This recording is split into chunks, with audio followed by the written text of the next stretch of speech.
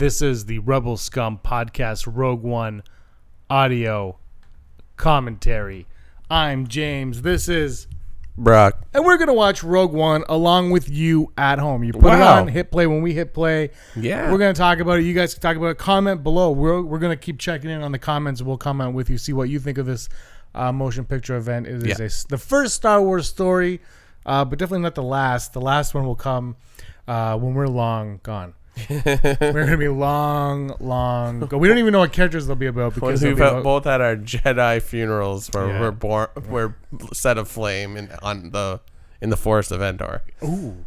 That'd be sweet. I'm going to be eaten by an Ewok. Definitely. Nice. You saw this how many times in the theater I did saw you watch it 3 this? times, James, and I'm not ashamed of that. 3 times. I saw it a few times, but you haven't seen it since the theater, which was early January.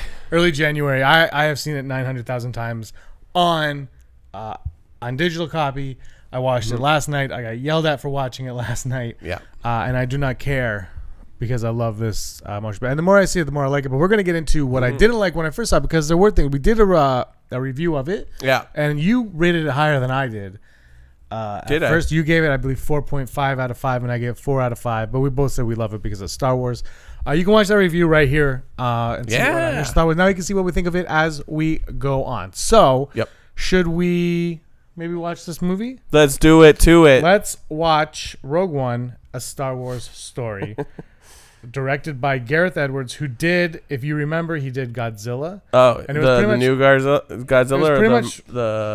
He did the original Godzilla. Don't start the movie yet, guys. From 1930. Don't start it yet. From 1930's Godzilla. All right, are you ready? All right, here we go. And we're at 100%. Start the movie now. Right now, Lucasfilm is on the screen. LTD. That means look, tell Daryl, which is our friend Daryl. Lucas Trust Droids. A long time ago in a galaxy far, far away. How far was that galaxy? Far away where you had to run. And there it is, the moment that ticked a lot of people off, the lack of opening crawl. You know what? I'm okay with it. I went through a lot of therapy, and I can deal with no crawl. There it is right there. There's the crawl, the backside of the crawl. And that's almost a psych out, because you think it's going to be like an Imperial ship, but it's just the rings of some kind of planet. What planet is it? Luna? I don't know. I can't remember what it's called. Lunesta. It's one of only, I think, 2 planets that are not keyed. Right, which is bizarre. Yeah, I'm not, to be honest, I'm not a fan of keying planets in movies. This movie, especially Guardians of the Galaxy, I do not need to see the title of the planet on the screen. And I think that took away from the first experience I had with this film, which we'll get into later on. You just have to have a character mention it. That's all you need to know. Exactly. And even if you don't, I don't know. It's this is a practical effect. That's cool. This is a CGI girl. CGI girl. This is a CGI girl. This is actually a horse CGIing. Yeah, it is. Mocap. It's Andy Serkis pet playing. So you read Catalyst before this. Yes. I did as well. But I know a lot of people say that they feel like this scene it was lacking because you needed a Catalyst to appreciate it. Yeah. Whereas I would disagree. But knowing what you read in Catalyst, how did that affect this scene? Blue milk, awesome. Yeah. I think it really builds the character of Lyra, Jin's mother, because you kind of understand the desperation a little bit more in her eyes when she faces off against Krennic. And then maybe both Mads Mikkelsen and the woman that played Lyra or so, it's sort of you don't understand who they are. They do and you don't, but it's a little bit extra. I think it's really. I wonder if it was intentional that they put them in a environment where it's just moist all the time, so it just looks like they're just constantly running, like they're just constantly sweating. They're exhausted. They're trying to get away, but they can't. And you brought this up another time where you said this was a great contrast to Tatooine. Yes, yeah. Like I love that. It looks like a moisture farm, but like there's no desert, right? Like even those right there, and you can see the tracks and so moist. But I love it. It looks but it looks like they're like Lars or Owen and Beru's house where it was sunken into the ground. It's very Star Wars. Which I would say, even though there's vegetation, it still looks like a desolate place, right? Yes, which is very Star Wars. Yeah. Which I always thought, I thought it would have been cool to see if we could see the transition of the old or the new to the old, yes. I guess, or reverse from the prequels to the original trilogy. I thought this would be a good time frame to put that in, but yeah, the scene doesn't need it. I mean, No, it looks great. it has Death Troopers. Which I would love to go to wherever this is. It's in Iceland, right? Iceland, yeah. Do you think, well, Under Armour. That looks like an Under Armour shirt. Do you think that we will see Death Troopers in another film? I know they're in Rebels a lot, and Rebels is great, and the way they use them in Rebels is fantastic as well. But do you think we'll get them in another film? Possibly. Do you think they're missing out if they don't put them in a film? No, but they're cool. They're definitely, they're not really building on them, but like seeing them in other forms of Star Wars media is helping for these little character guys. I had a weird theory. I think I told you. I don't know if I brought it up on the podcast. I would almost, it would be nice if they were like a metaphorical angel of death. Yes, I love that idea. Because it's like every time they show up, somebody dies, which, you know, they're Death Troopers. So you kind of, but like, it would almost be cool that in reality that no one actually sees them unless you are about to be executed by them, right? Yeah. So, though, that doesn't really work in this because well, no, it does. Galen doesn't get shot. But somebody else does. Yeah.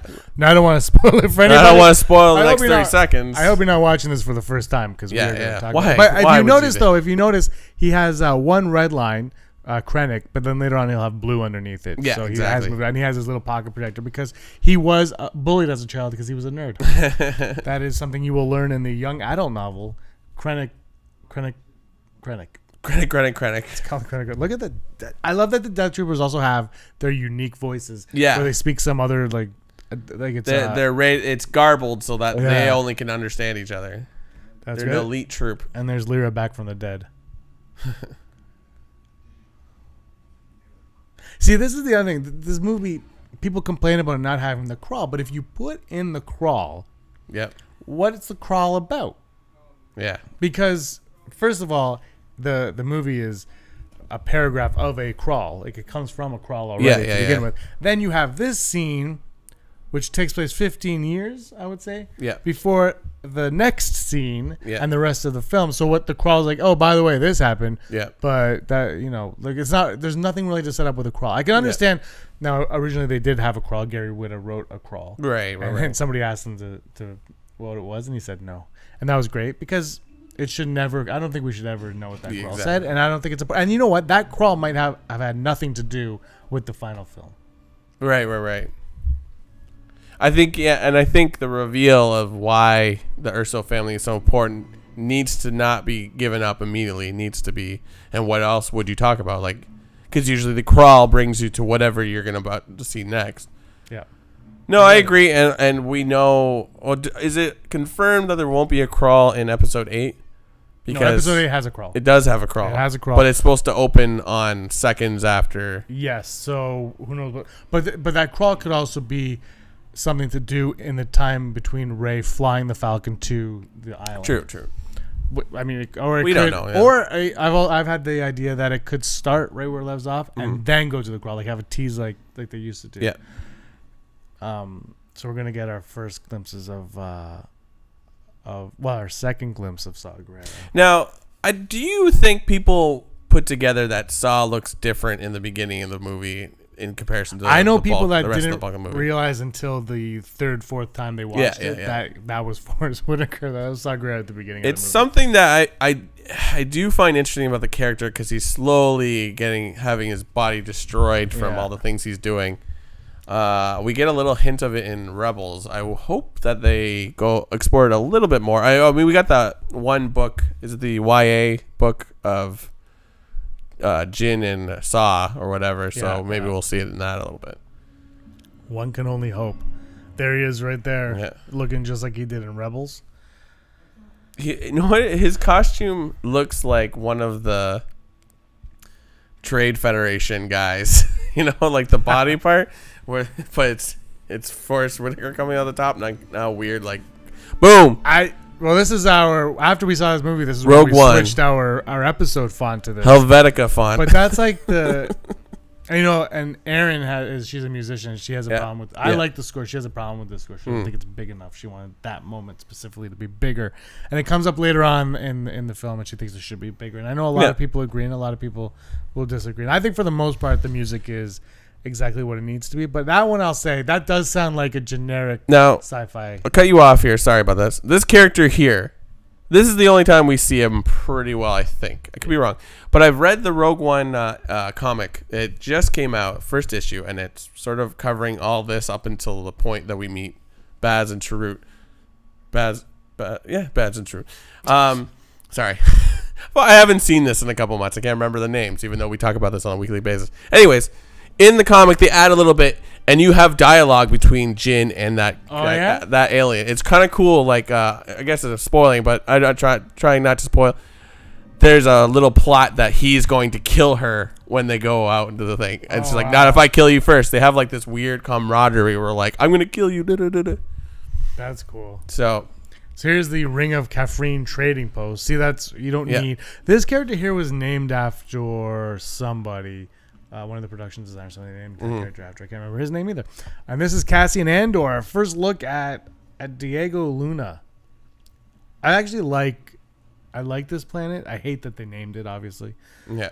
Because, again, when you name planets, it takes you out of the moment. When you have to read something on the screen, it takes you out of the moment. And this is a sci-fi action film, fantasy, where you want to be in the moment nonstop. And I think that is something that I talk about in our review of it, where it took me out the first few minutes because I'm like, okay, let's get there. Oh, another planet I have to remember. Because, never mind. We'll get to it. Okay. This scene, I think, is more important than just the information being delivered to us right now.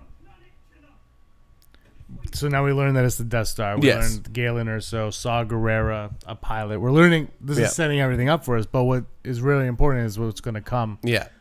In a minute when Cassian offs this guy. Yeah. That's really important because what this movie is doing also is it's showing that as bad as the Empire is, the Rebellion, as good as we always thought it was, is actually dark. It could take you to dark places. It's kind of vital to another part later on in the movie. So.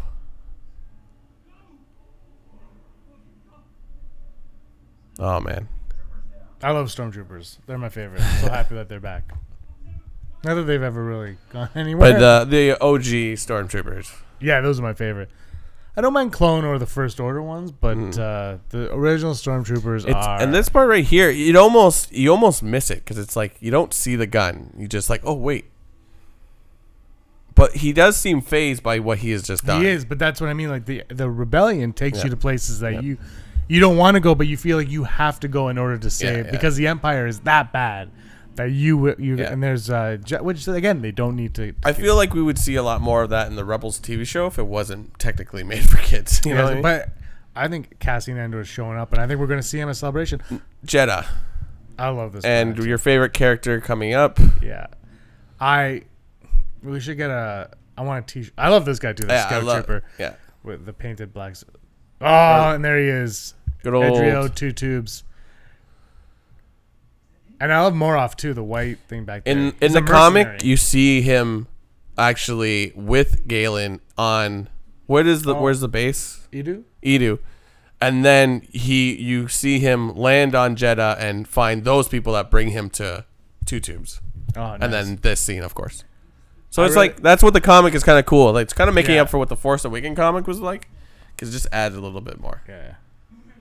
That's awesome. Well, they canceled that comic, the Rogue One comic. It was supposed to come out earlier. Yeah, yeah. And I guess the reshoots changed the story so much that they had to cancel it. Oh, yeah, that makes sense. This scene is shot so well, too, with the lens flares, but not overdone lens flares. No, a little bit it's not JJ lens flare. Yeah, but it's gritty, and 2 tubes. His voice is so perfect, and then you get this Jedi statue. Now that we have seen this movie so much, are you okay with the name Jedha? Have you? Yeah. Are you cool with it? Can I just interrupt? Yeah. This is one of my favorite parts. This is actually from Revenge of the Sith. This tank. Okay.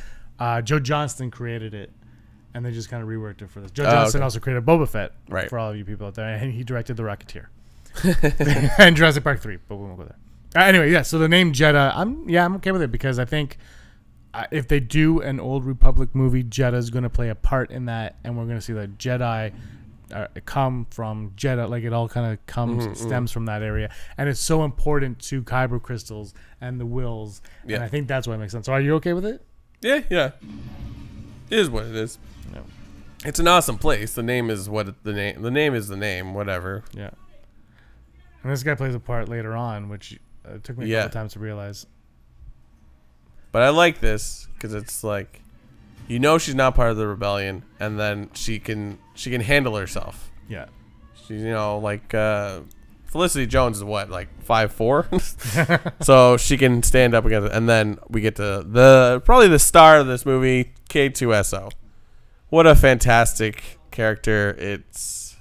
We need more of this character. Ellen Tudyk should come back. Yavin 4, everybody's Ewing. Sorry, Patrick Ewing. Ewings, Patrick Ewings. Hashtag Patrick Ewings. I love my Patrick Ewings. This is that all CG? I would assume, right? It's gotta be. Which I'm gonna bring this up later on, but everyone complains CG. We're gonna do a vote of no confidence at Celebration about CG versus practical effects. This is where we start paying attention to the background because there's Easter eggs aplenty in this movie. Yeah, we'll get to those. Yeah. I love this shot. We've seen this area before. Do you think General Draven, the character speaking right now, could be Kallus? Possibly. The facial hair is not really there, but he could shave. It's been 2 years since we last saw him. So that was the rumor was this was going to be Kallus. Yeah. And Gareth Edwards said, "Well, this is a character named Draven," and then they took those rumors away. There's Mothma. Remember when the internet exploded when they showed up in the trailer, the first trailer. Yeah.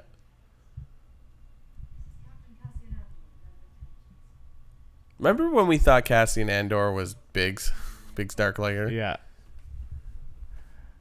He probably was at one point. Then they're like, "We have to kill him off. Change him." Does it bother you too that he wears a parka through most of this and goes to like island planets or desert planets? There's a meme that says it's the Finn one in the Force Awakens. It goes, "It's so hot. I need to put on my jacket." And he puts on that's true. Yeah. But it's the same thing here. It's dumb, but it looks cool. It's a very nice jacket. Yeah, so I have the same one for work. So I think, you know what? I'm okay with it. It's one of those things where you just kind of... it makes absolutely no sense. It never goes to anywhere cold. No, it makes complete sense in Hoth. Yeah. Like here, it's ridiculous.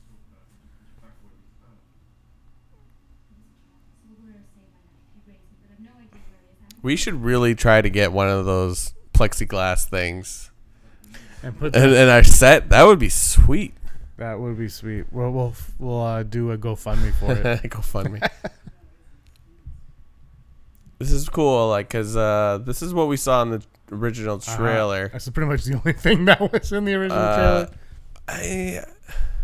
And it's very interesting that they're very adamant on, like, you're not going to see what we shot originally. I'm okay with that, too. Yeah. Because this is the film. Yeah, I mean, we're going to encounter that as well with episode 8 and 9 because Carrie Fisher, unfortunately, has passed away. So, like, they're going to have to change how her character runs through. And so they're going to be... I'd rather not know what it was. They're going to be using footage from episode 8 and episode 9. Yes, that's I heard that. We'll talk about that on this week's episode. This is... Yeah, see, Force Awakens had a lot of stuff, too, where J.J. Abrams said when Harrison Ford broke his leg... Right. That they went back and they changed a lot of the Finn and Rey stuff. Right. No one questions that. No one talks about that. No one's like, I need to see that other original stuff. But because it was so blatant, like... Exactly. With the trailer being the trailer. But I was talking about this earlier today with Aaron, that I think social media has kind of hurt film. Oh, God, in a lot of ways. I mean, there he is, the man. I was gonna say General Dodonna. No, Bail Organa. Everybody's favorite. Jimmy Smits. Everyone's favorite Jimmy Smits. He's always a detective to me. I was really happy when he came back for this. It would be wrong not to have Bail Organa in this movie. X-Wings. Yeah, X-Wings. So there's Patrick Ewings. Beside an X-Wing. I think the Ewings just look slick. Did we see the Phantom there or the ghost in the left corner? Probably. There is a shot that you can't see it, but I'll show you when Chopper shows up because you have not seen Chopper yet, right? Not officially. I've seen it on Google. Yeah, but when you see Googles. We see him here. It's not that Google shot. And the Hera thing we'll bring up as well because Rebels does play a small part. And also there is the Phoenix Squadron logo. Right. I'm a reprogrammed Imperial droid.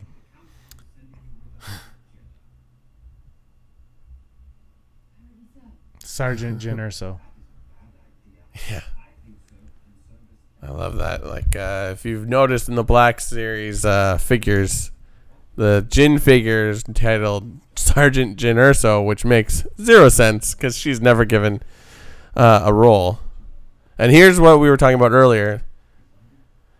How merciless the rebels are, or how desperate they are to keep their. And this is why I don't think Draven is Callus. Because Callus was a former Imperial, I just don't think he would give an order to kill now. Like, I think he would change in that regard. Interesting, yeah. You know, because he was so cold before that now he'd be like, we can't kill innocent people, even if they've done bad things.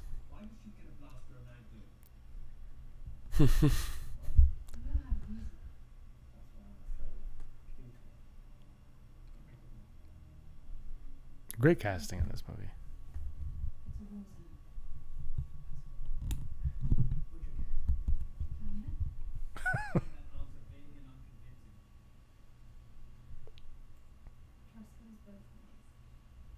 Hope. Hope is built on hope, which is built on hope, foundations of hope.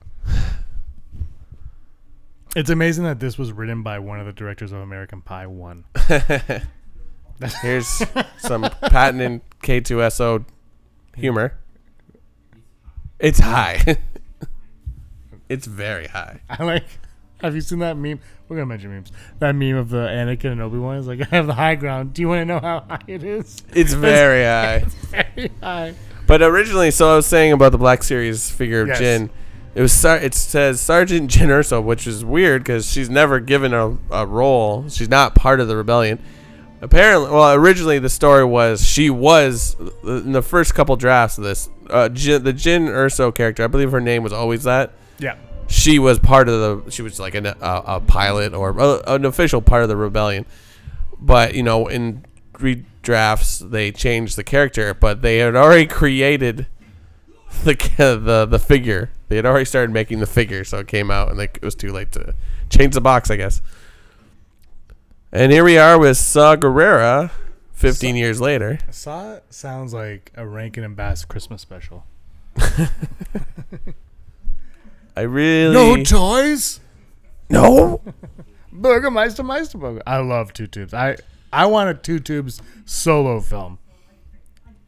I think the one thing I don't like about Rogue One is his Forrest Whitaker's choice of voice in this. Cause he actually... I get it, but like I just... In one of the behind the scenes, he's like, I made a bold choice on the voice. And he kind of laughs like he knows people are like, why'd you do that? But I love Riz Ahmed as an actor, so I always really enjoy this scene where he's like, no, like I will give you what I want. Like, I like that he understands everything they're saying. He's like, no, I didn't. I here, just take it. You know, that's one thing though with this movie and The Force Awakens is I find that like Rey can talk to BB-8, but R2, like Luke can't talk to R2 without like usually being in the thing. C-3PO usually is like, oh, he says this. Yeah. You know what I mean? Like I feel like, and now. You know, Bodhi Rook can understand Two Tubes. Are people understanding people too much? Well, it's like Han and Chewbacca, right? Nitpicking. No, it's not really, because Han spends all his time with Chewbacca. Bo Gullet. So this and if you look at the Art of Rogue One book, the Bo Gullet is there were concepts that I think looked way better than the finished product, and I think the finished product is. It is what it is. It's up there with the things of the you know. I remember this in the trailer and be like, yes. Yep. A shadow. And then boom, the reveal. Everybody's favorite bouncing ball. Is that a moon? That's no moon. It's a space station. Oh, but this right here was like. Did you know that Tarkin was going to be in this movie? I did know because I looked at IMDb, but I didn't know that it would look this great, or that they would even CG his face. This shot, I believe, was in the trailer of him walking, and yes, I remember. Oh, Tarkin's gonna be in it, and this is where it got me. But like bam, like that looks fantastic. I think when he first turns, he looks a little animated. Yeah. No, wait. I think it looks great. I'm not one of the people that do not like it. No. I think when he turns, it looks a bit animated. But if you talk to people that aren't obsessed with Star Wars, a lot of people have missed that this is animated. A lot of people have. Like, look at it. I mean, I've read that like a certain amount of CG, regardless of how good it is, your brain will always be like, there's something not right about that. Like, it's just too perfect. But it's so fantastic, and I think this changes a lot of things about films in general. Like, I mean, there's obviously been the question of, will Carrie Fisher be CG'd into the next two movies, which is not probably one of the first things that after announcing she passed, Star Wars and Lucasfilm, Disney, Kathleen Kennedy are like, no, she will not be CG'd into this. Anything you see of Carrie Fisher. But like, look, that is just great. Even look at the reflection of his face in the window. Which is, I thought all we were going to see was a reflection at the beginning. That's what I thought. Oh, it's a black screen.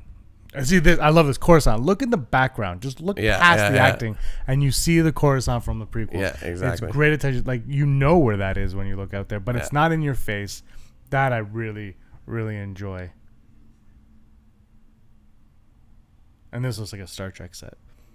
I like how it's almost confusing what's happening, but then you understand pretty quickly that like that happened prior to what the first scene in the movie. Well, this doesn't happen in Star Wars. That's why.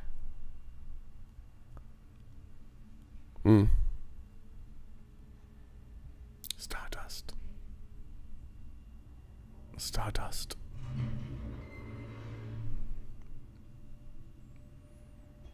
I think if she was sleeping, Cassian should have just taken the gun from her.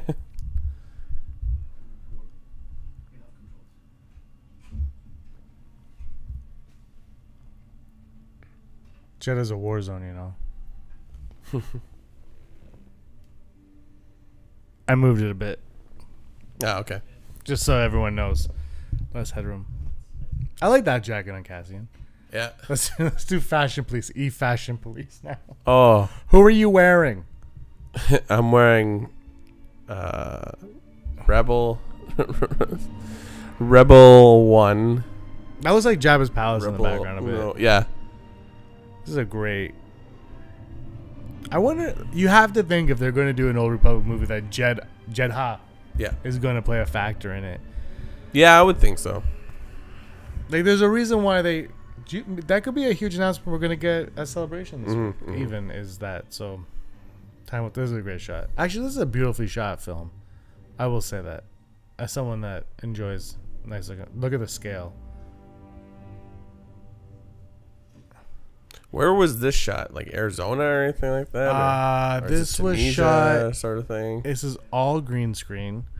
in Robert Rodriguez's basement. He was shooting Shark Boy and Lava Girl 2 right beside him.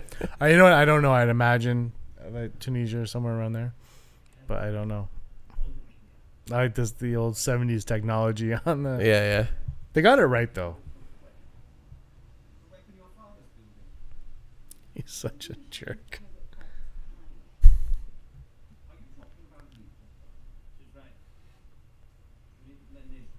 Yeah. He actually makes the most sense. Yeah. He's like... He literally walks past droids like him. But then they actually counter with a very good point as well, because the way he acts is so wrong. And actually, if you watch the behind the scenes, they say that Alan Tudyk's walk, they made sure that the other K2SO droids walk differently. They're more straight and narrow, and he's kind of like loosey-goosey. And he drops the bag. He had to walk on stilts.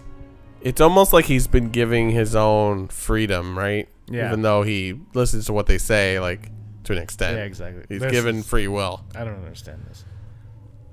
This is like out of a bad anime. Or, anime. It's not even that I don't like what it does. Yeah, like it's a cool idea what it does. Like it's like, I'm gonna read your mind and be able to, like a truth seeker, right? Yeah. But it looks terrible. and Forrest Whitaker, when his last line that he says, This one. To lose one's mind. That line does not need to be in there because he loses his mind for about 15 seconds, right? And I think it maybe just shows how unhinged. Yeah, no, it definitely does. But I think it should have been. But yeah, I get what you're saying. It could have been one loses one mind temporarily. Yeah. You know, or it's just like it is almost torture. Yeah, like that would have been good too. It's like it's like the yeah. Go ahead. Sorry, this looks great, and I think on Thursday at Celebration we're going to see the film of that Uncharted video game. Yeah. And this looks like here we go. Here we go. Dr. Xavier and Wouldn't Ponda it be cool if they were like the Stan Lee of the Star Wars spin-off universe and they just popped up everywhere? His head looks gigantic though in comparison. It does. I saw someone with a cosplay of Ponda Baba. I'm like, oh, I never thought of that. That's so good. Look at those guards. Those things from that PlayStation 4 game, Journey or whatever it's called.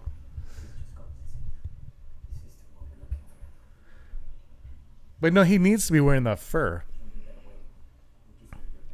Why would he put that on him? Yeah, it doesn't make any sense. It's a cool jacket. I wish I could own one. I love the stripes on the side, but it doesn't make any sense. Yeah, the desert gets cold at night, but like not that cold. Yeah. Love stormtroopers again. Is this scene like really ADR'd or is it just perfect audio? I can't tell. I can't hear it through the headset or this through is, my. This is definitely on a soundstage. I'll say that. Oh, for sure. I love this. May the force of others be with you. I love Donnie Yen. Yeah. So good. This movie as a whole, and because Easter's coming up, I've been watching a lot of those old biblical films like The Robe and Ten Commandments. Yeah. Those groovy movies. This has a feeling like that. Like it's kind of slow paced. And it just kind of lets things happen, with the exception of the words on the screen. And this scene looks like one of those old. Yeah, exactly. Well, I mean, it looks like Jerusalem, right? Yeah, exactly. Well, it is. They should do a Jeddah Christ Superstar. And it's a musical on Jeddah. Bogolet, what will we tell us? That's a song I just thought up. Just not. It's not 10 o'clock at night. This is really early for you. Guardians of the Wills. Very important line. I'm going to go out on a limb and say for future Star Wars stories. I understand that part. They're causing trouble for everybody. They just seem to be sitting there. I don't know. Did we miss the probe droid? I think we Tank Troopers. I got the black series of them. They look great. Tank Troopers. I saw one at Walmart the other day, and I almost bought it. Just so you know, the Walmart has the 40th anniversary Black Series. Oh, I saw that. It's $70. No, they're 30. The Darth Vader one's $70. Oh, wow. I don't do that. I have the Tank Trooper Black Series. Tank Troopers look great. I love, I said this a million times so far, I love Stormtroopers. Tank Troopers are no exception. And there's Warwick Davis. Houdini! So, Felicity Jones and Forrest Whitaker are having a panel on Saturday at Celebration. Oh, cool. Yeah. I think we should do no panels, and we should just walk. We should learn nothing there. This character, him and Two Tubes, I want to see on a buddy cop. I hope they're in the Inferno Squad book. I really hope they are. Mm-hmm.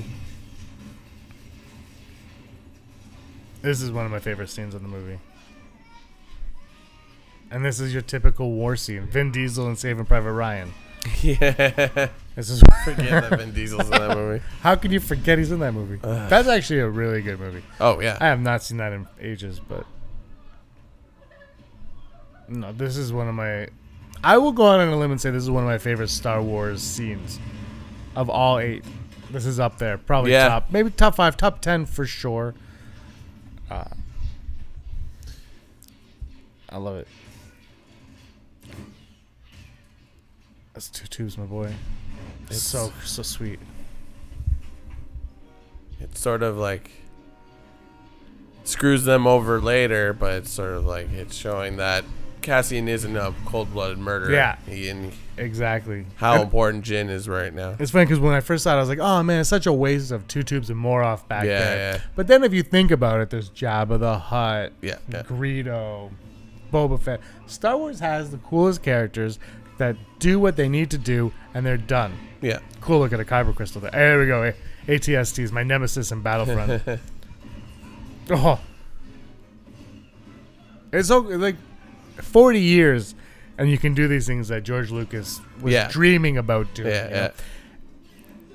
And people hate on the prequels, but without the prequels, you would not get half of this because of the technology that the prequels created. Right. And John Knoll and Douglas Chang and these people that worked on the prequels are now in charge of these and overseeing it all, and it's just fantastic. And this right here with her using those sticks, I believe that was meant to set up her later on. Oh, really? Yeah. Yeah. But they never used that, obviously.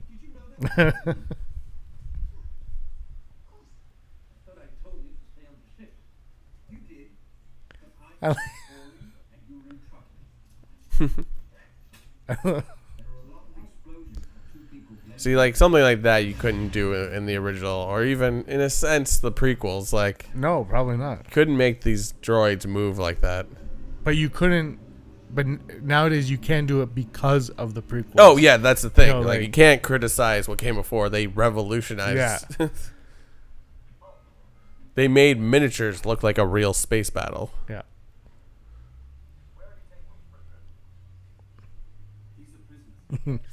He's a prisoner. One thing I've noticed is I never had pets growing up, and now I have a rabbit. And I've noticed that droids are a lot like pets. Yeah, pretty The much. way they move and everything too. You're like my rabbit. Yeah, I have a rabbit. My rabbit would slap me like that if he had a. They often seem like a inconvenience more than anything else. Yeah. Well, BB-8 reminds me of my rabbit. Yeah. BB-8's a character. People forget about him? I think like they remember him in their conscience, but we do this podcast. We've been doing it for 37 weeks now. Yeah. And we've barely spoken. I mean, there's no theories about BB-8. He is Snoke. I was gonna bring up because I read the new Poe Dameron, and that comic just makes BB-8. I'm like, I want more of this freaking droid. I love this whole sequence. You're introduced to a character that is like a Jedi, but can't control the Force. Great shots. But you learn through him. You're starting to learn a new vein of what the Force is to the universe. I thought this movie did a pretty good job of giving everyone an equal share. And again, and this goes to when we talk about too many characters in a film, and I always bring up The Dark Knight. I think you can argue this one now too. If you were to list these characters, you would think that there's too many in this movie.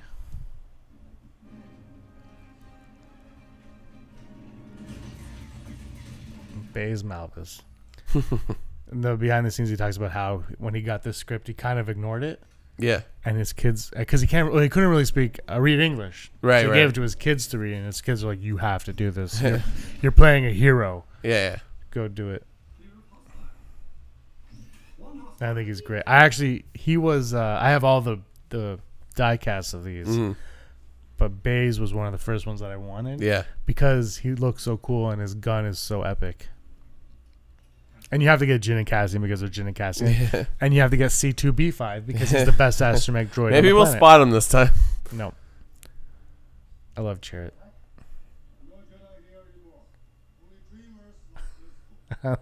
I would love them in a movie, alone. I love the flares that they put into the costumes, like the little V on Baz's armor there. Like, what does that mean? I don't know.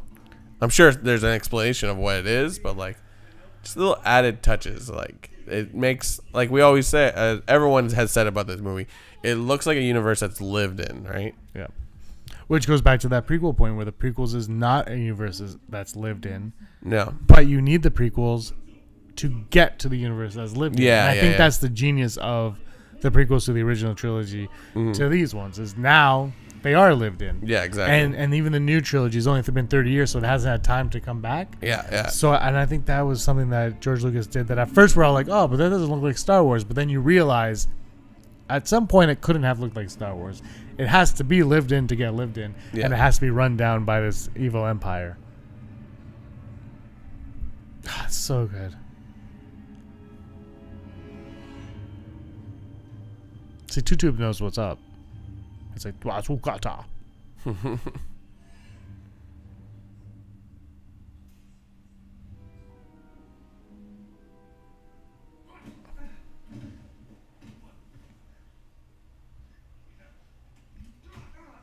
This is where we get the famous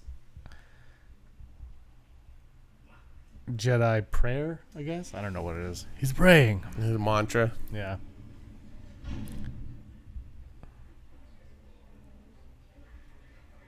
I love this. They can't afford digital, apparently. That thing is weird. It's just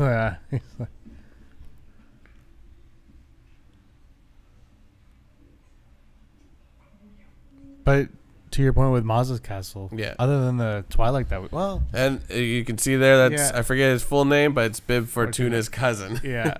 Who is he? They put him in the comic for like he doesn't say anything, but he's like ah. But these little added you kind of want to know more about this crew. Definitely, and that's why I really hope Suicide Squad, Inferno Squad covers Inferno it. Squad, Suicide Squad 2.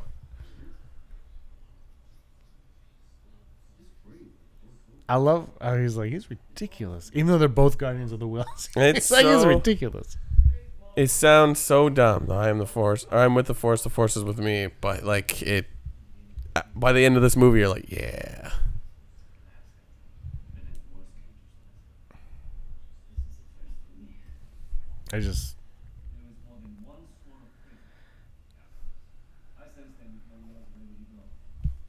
This door is very Jabba's palace, Rancor pit.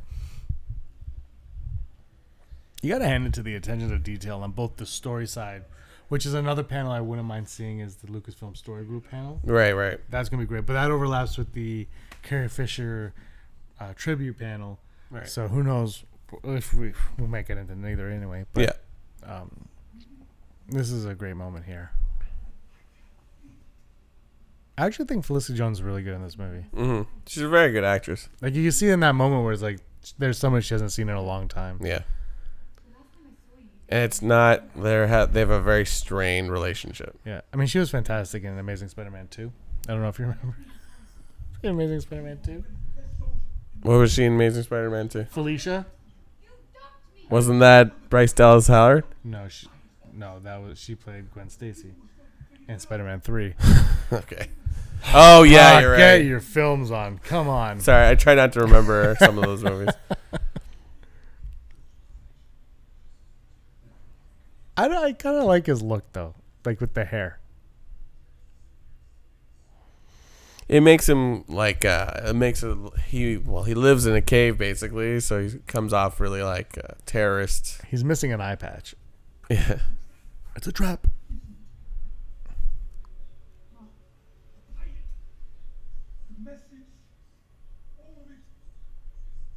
He definitely has that Rankin and Bass Christmas special. It's we only get him for so short a time, and I think it's missed how he is just completely unhinged. Like nobody is stopping him from doing anything. Nobody's trying to bring reality to him. Maybe they should have had a cutaway of him torturing stormtroopers or something. Maybe, but it's also I don't think people understand that he just doesn't trust anybody. Yeah. Not even Jin.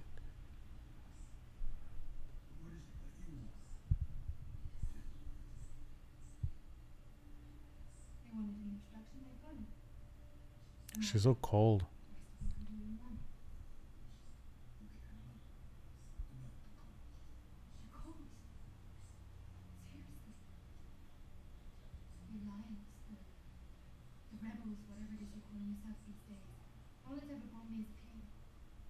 Yeah. It's a good point. There's a side of, like we said earlier, there's a side of the rebellion that we haven't seen. Yeah. It's not all peaches and cream. Yeah. Is peaches and cream a thing? Yep. I like peaches. It's like we the Rebel Alliance that we've known has always been the background to Luke and Han and Leia. There's a shot where the first time you saw this. I love the fact that it's upside down. We have that reaction on. It was our second podcast. Yeah. This came out, and you were like, "Death Star upside down," and you were like so amazed. It's true. Like it's space. There is no up or down. Krennic looks amazing there. Yep. And a discussion. The more light on it, the more you could tell. But wait, you mean Tarkin? That's like Krennic. He looks so real. He looks like Ben Mendelsohn. Who is that? Is that Vin Diesel? He looks like that guy from Bloodline. You know, the one from The Dark Knight Rises? Oh, yeah. Oh, man. And I love the difference between Tarkin and Krennic. Fire! Just like... It's weird, though. Like, I know someone probably could explain this to me, but it's weird how, like, when you look at Krennic in his white uniform, you assume he's more important. And... Because like Tarkin's always in the gray, green. Yeah. It always seems like he's an under that, but we all know Tarkin is pretty much number 3 in the Empire. It's a different division. True.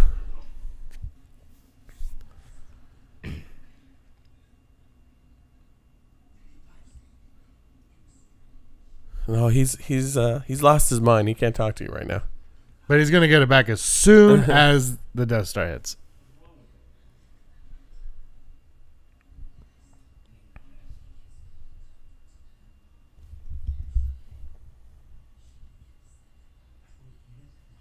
He did he did like 8 audition tapes. Really? Oh yeah, that's right. They were all different, and you could see he was like, I thought I blew it because I overdid it.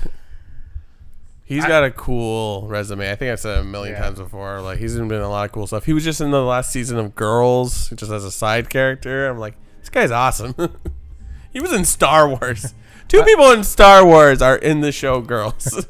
I like that they're getting people that are passionate about Star Wars, you know? Yeah. Not that they have to be, but it's nice to see that people appreciate what they're going to be a part of. Because, and he's going to be at Celebration, and these people are coming to Celebration. Yeah. And the thing with Star Wars is you sign on.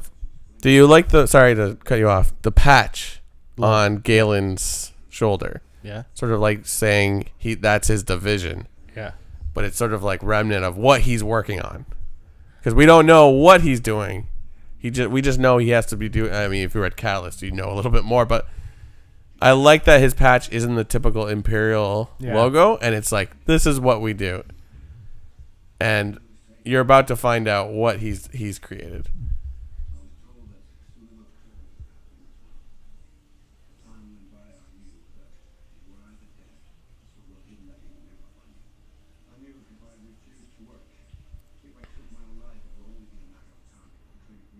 I like how they justified the crappiness of the Death Star. Yeah. They didn't really even need to address it, but they did, and they did it in a good way, I thought. Because it's the catalyst of the movie. Yeah. Oh, boom. That should be a book. It is. Oh, what? Surprise. Who wrote it?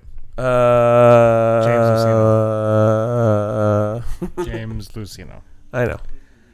Timothy Zahn. Timothy Zahn. Did not write it.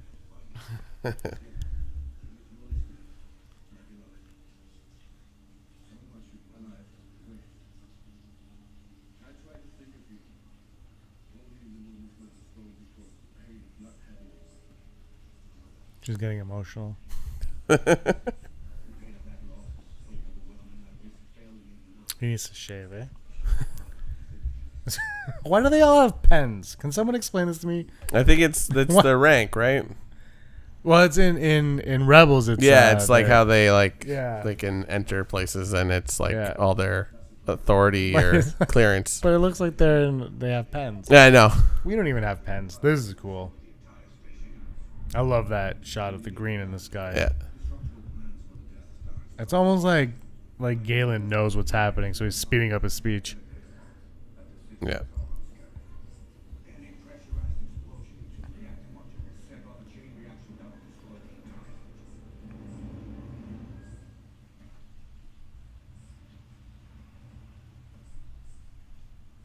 That's got to be tough to hear.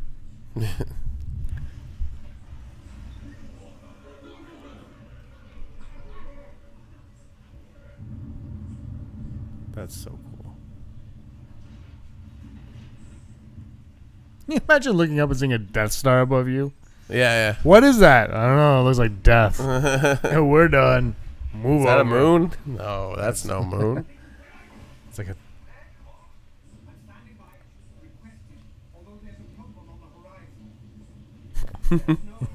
There's no horizon.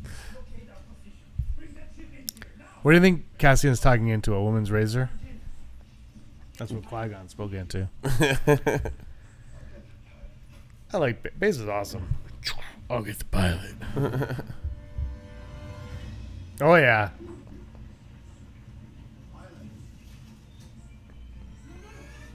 See, he's fine now. It's all better. The science of opening a locked door, just shoot it. Also works if you shoot it and then it won't open again.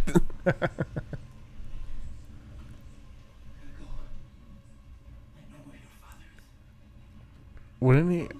I guess. I like the green lights on his... Yeah.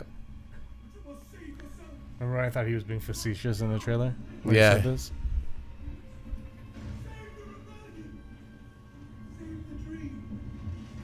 I guess he finally sees what's going on. Yeah. You know what? Saw it creates the... I mean, we see it with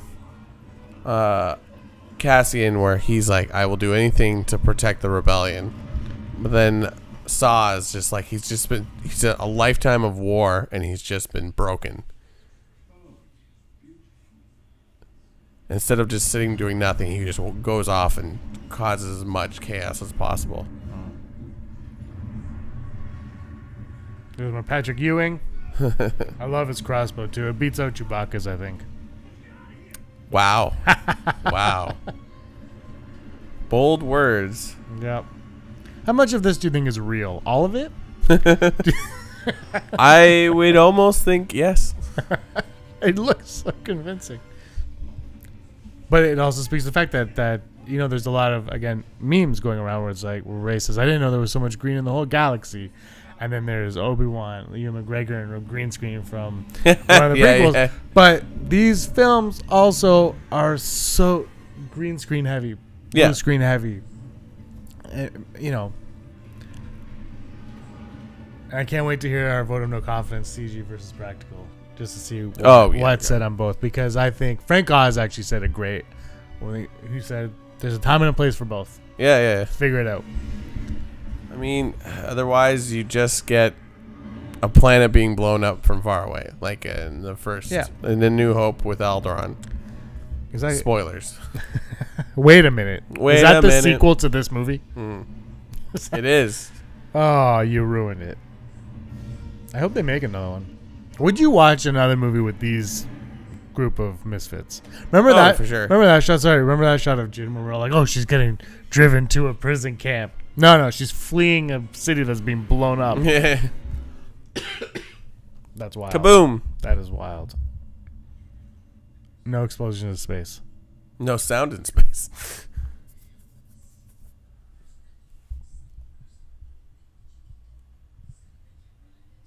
Almost like he feels guilty about it. Yeah. They're like, well, that was something. No one knows how to react. Well, that was crazy. God, he looks real. Krennic? No, the guy on the right there, the second. No, that guy is actually Jar Jar Binks. Yeah, that looks great.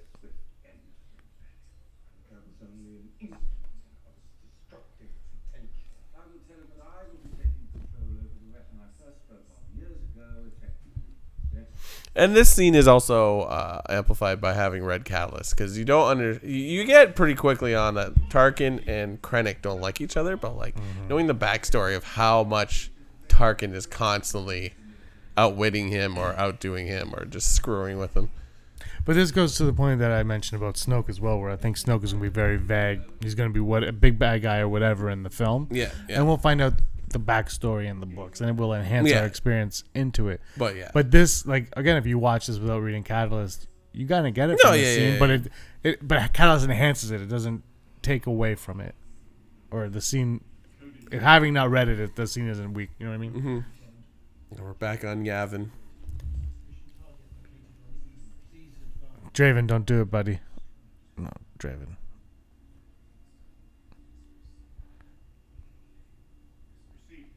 Ah, Draven.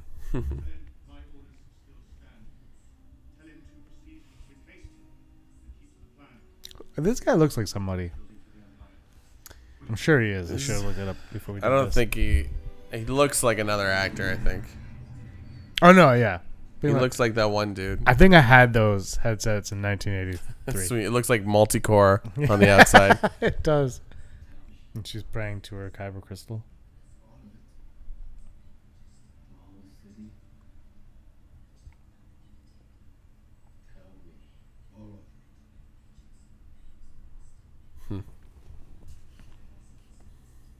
He has a lot of pens.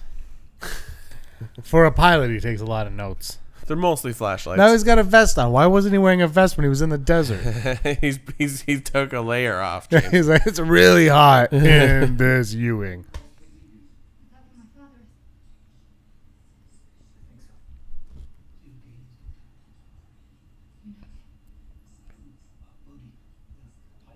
So yeah, in the comic, you actually see Galen send Bodhi off.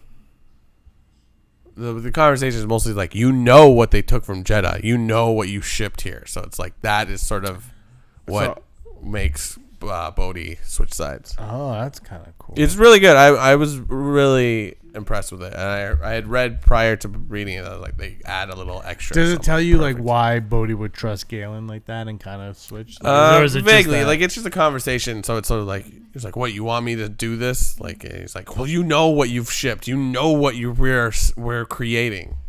Do you want that in the universe?" And it's sort of like, it's like the Empire is great, but now it has this it's like, you know, it's the like conversation of having an atom bomb. It's like, look what you could destroy with one flick of a switch. So like, could you live with that, serving somebody that could do that?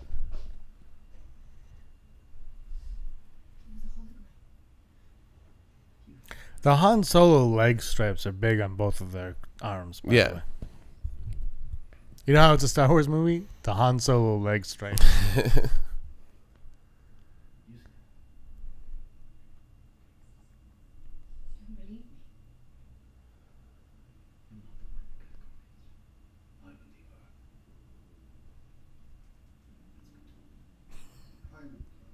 Sounds like how my school.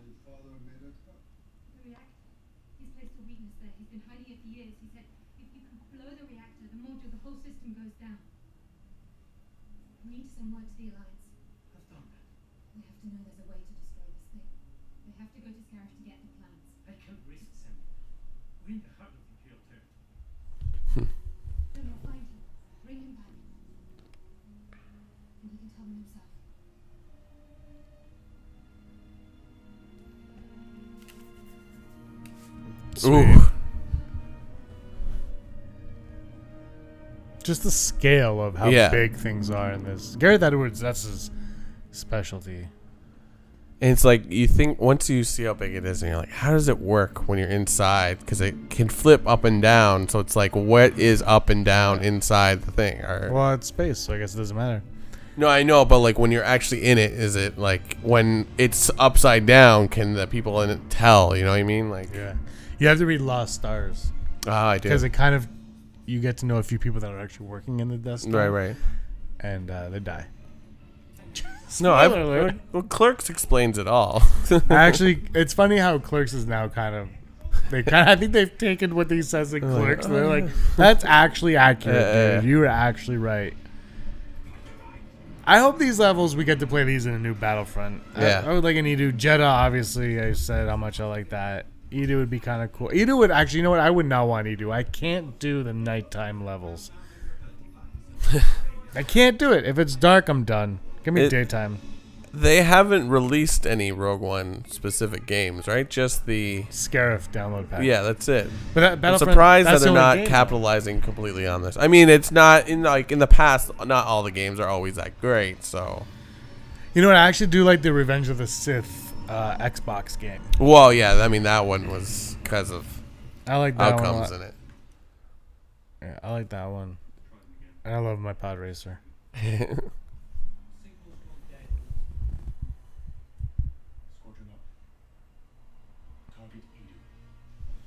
Draven, bro. I'm telling you, Draven, you're making mistakes, bro.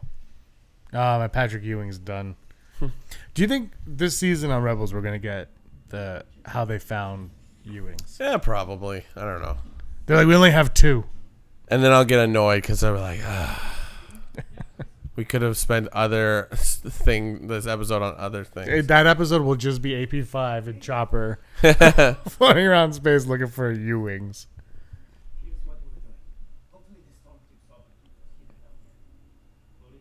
See, I wouldn't mind playing Edu when it's not raining. I could do that level of Battlefront.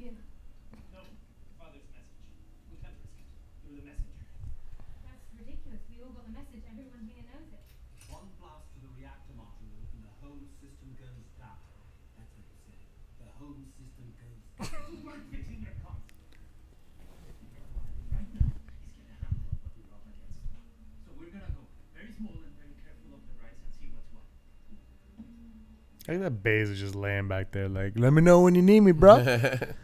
I've got the gun that can take anything out.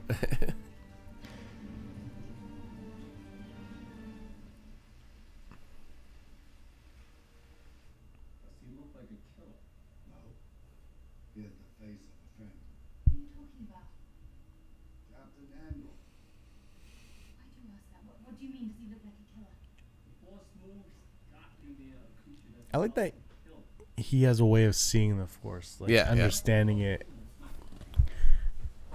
He can't wield it, but he can sense it. It's like he has no midi-chlorians. Yeah.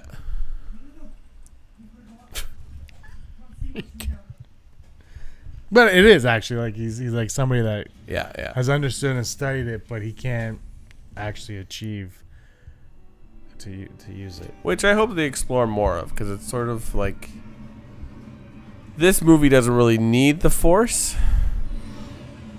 which I guess it's not really there to begin with. I mean, there are instances where it is, but it doesn't. They don't rely on the Force to do anything in this movie. But it would be interesting to learn more about it, because I think we need I think we will. Han Solo is not the movie we will, though. No, of course not.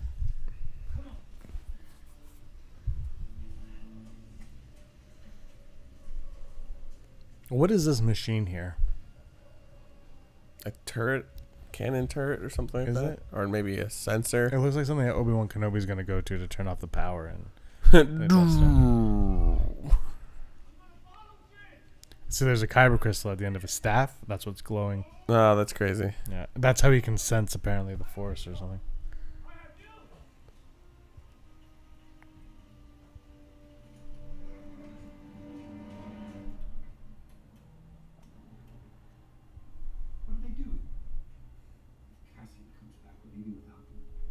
Oh.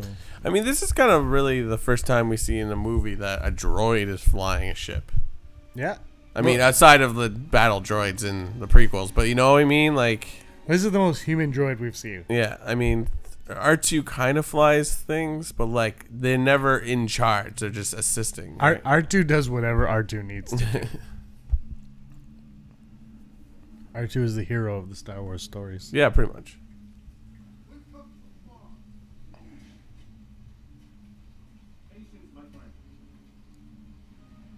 This is in the trailer. Baze shoots again. He goes, "You destroyed our home."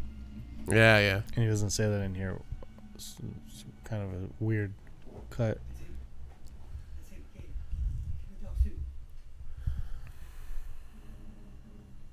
I hate these scientists from the 50s. We're scientists. Science. I love Imperial shuttles. I like how there's different ones in this one too. Yeah.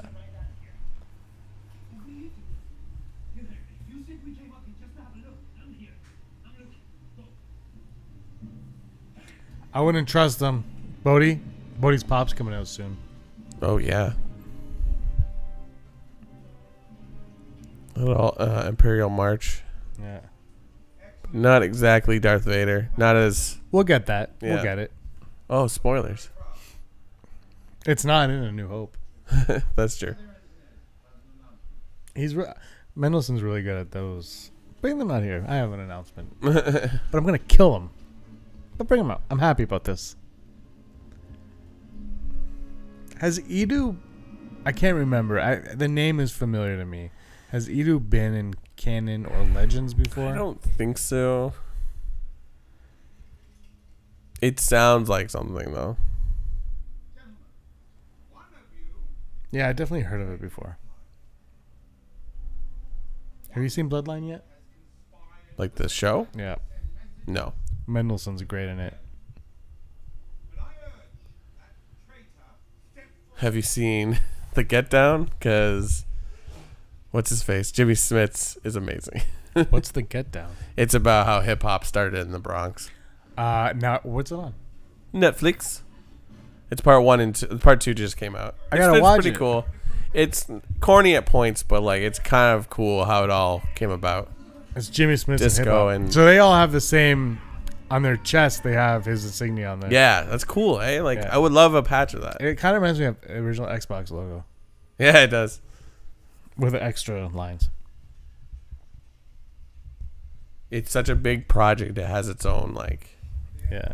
Well, yeah, they got it from the Patch and all Geonosans, That's right. That's right. which is kind of forgotten in this movie. Did they even mention it? No, Like it's in the Catalyst, book, but Catalyst, I think novelization, and Rebels, but no, not in this. that's right. In Rebels as well. I mean, it'd be nice if they just said the Geonosans had blah blah blah, and we need to fix It was a fun connection in the book, but yeah. I think it would be lost on most audiences, quite honestly.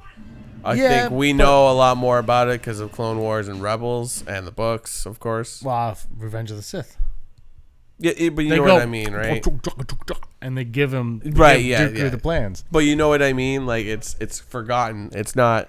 People don't think about. I know no, we know about actually, that's a lie. Every time I go to a coffee shop, they're like, "Did you know that Geonosans are the ones that?" What coffee shop are you going to? It's called Geonosans. I will give you that. I think a lot of people are like, "Oh, there it is, there it is," because you just put like they put a circle on like screens constantly. I mean, and then like. Yeah. Phantom Menace, like the battleship that Anakin blows up, looks like a Death Star. In the middle, their Death right? Stars in the middle, which I think is actually that's supposed to be, I think, the first type of. The idea of a gigantic orb. Yeah, it's cool. Imagine if like the Death Star moved really fast and it just like spun like this. The people, all those scenes with Tarkin are like, Lord Vader. It's insignificant to the flower. Oh, Draven Callus, you did it now. Draven Callus. Dralis. Hashtag. Can you imagine season 4 of Rebels starts and he's like, "Call me Draven." Ooh. See, this is one thing with the Rebels that I wish they made Callus look like David Oyelowo. Oh yeah. Because then he could play him in a live action movie. That's true. That would have been awesome. And he could act that same sort of demeanor, but obviously he's not white. Yeah, that's it. I remember when there was a rumor that Donnie Yen was playing Kanan. Oh. Before we knew Kanan was going blind. Yeah. Freddie Prinze Jr. was like, "Yeah, bring it." That'd be sweet. Yeah. Patu, gotcha. This is all practicals. I wish we lived in a world where this could happen. I actually don't. Because you could be on a bridge one day. Oh yeah, it's very up. dangerous. But like, this is setting up Battlefront 2 right here. This is gonna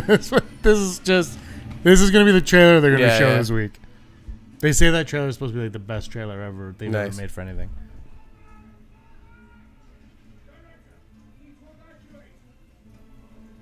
Who said that? Why can we understand the Death Troopers there? It was Scientist 5. I love how terrible the Rebels, like how unprepared the Rebel pilots are in this. They're like they'd fly right into a trap, and no Mon Calamari told them it was a trap. They're just like, wow, that was a huge disaster. I know the Death Troopers like, we're ready for it now. Well,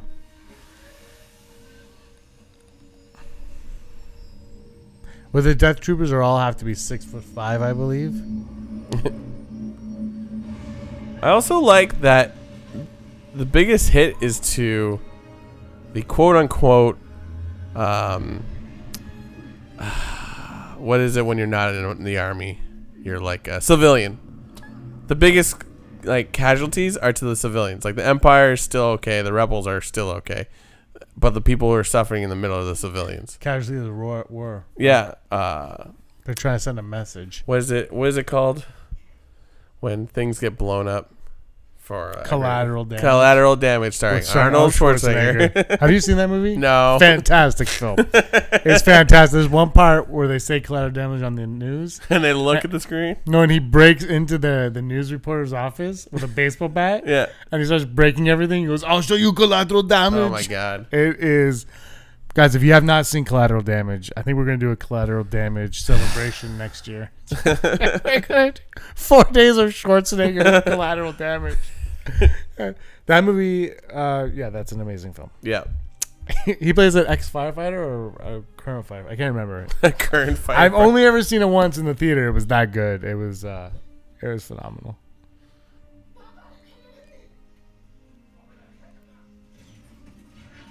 Oh, and he said Stardust there so that we can remember at the end of the movie that she's called Stardust.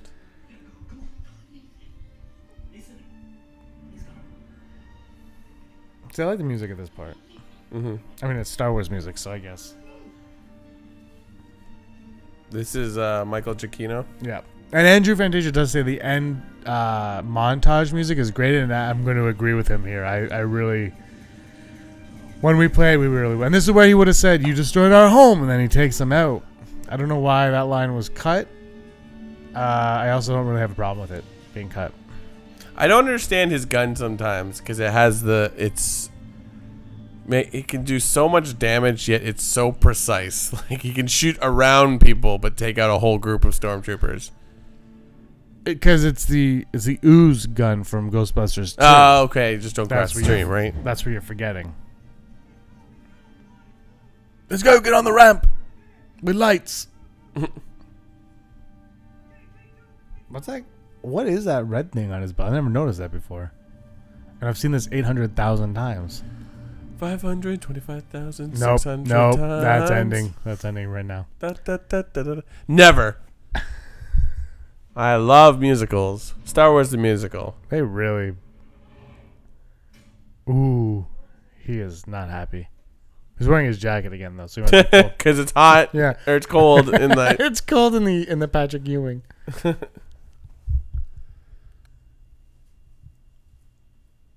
It's what? Were you raining?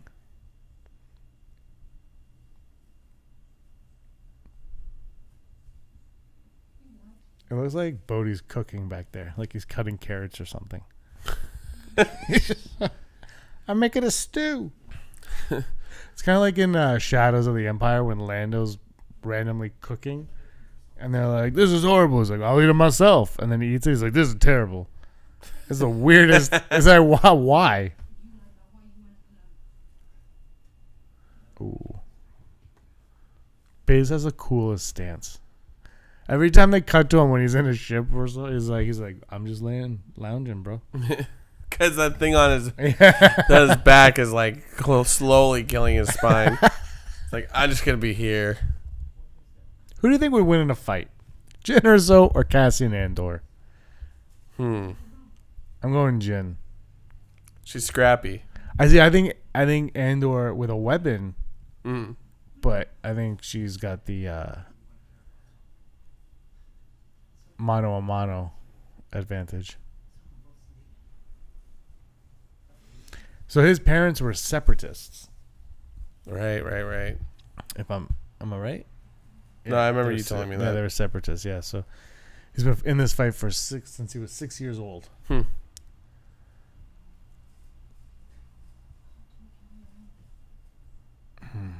Yes, he can.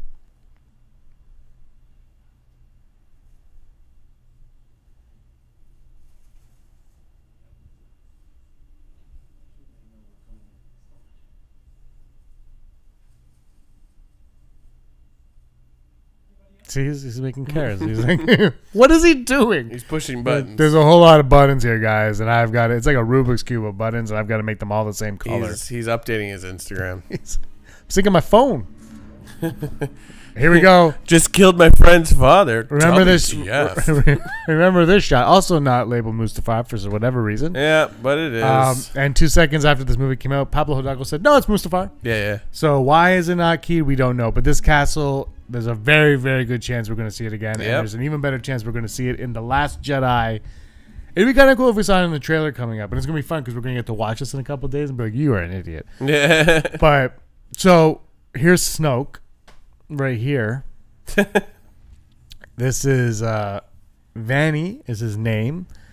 And when this movie came out, they're like, is this Snoke? And, and that was before the movie came out. Then when the movie came out, they're like, this is Snoke. And he's Vanny. And there's another character in Return of the Jedi named Vanny as well, or Vanay. Sorry, what those Vanay. two guys that are in it, and they have like the big, right? But it's a different person apparently. Yeah, but their faces are actually somewhat similar. Yeah. And I'm going to just say they're the same person. And this is where I always say I wish they showed Hayden Christensen's face, but yeah, you get what you get. It's still kind of sweet that we see Vader like the last time you see Vader is no, and now we get him like that. And this is all green screen again, or blue screen, I should say. Yeah. This is completely fake. Just like what they're standing on. No, they're actually standing on a chair. They just have a row of chairs and they walk. They're actually in a waiting pool. They're hanging out in the middle of summer, just waiting. That's great. The way his shadow eclipses them like that. Yeah, it's almost like a Phantom Menace. And I like how Krennic's kind of nervous about this whole thing. Yeah, no, it's Vader's got that walk. That's not a very Vaderish walk, but we won't. I won't go into that. Director Krennic.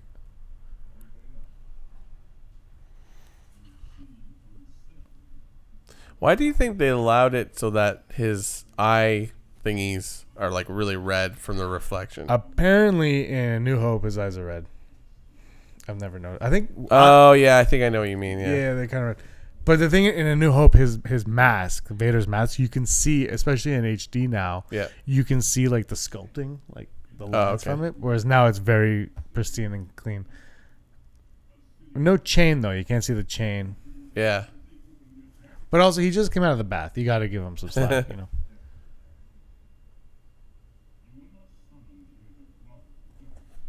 There's just something about Vader that's...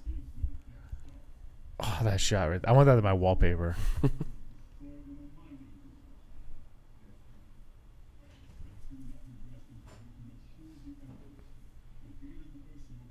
I like how his castle's just sort of made. It's like, this is where we'll have a lightsaber fight someday. Like, it's just like, what is that important? Like, what is that useful for? Do you think you'll have a lightsaber fight there? That'd be sweet.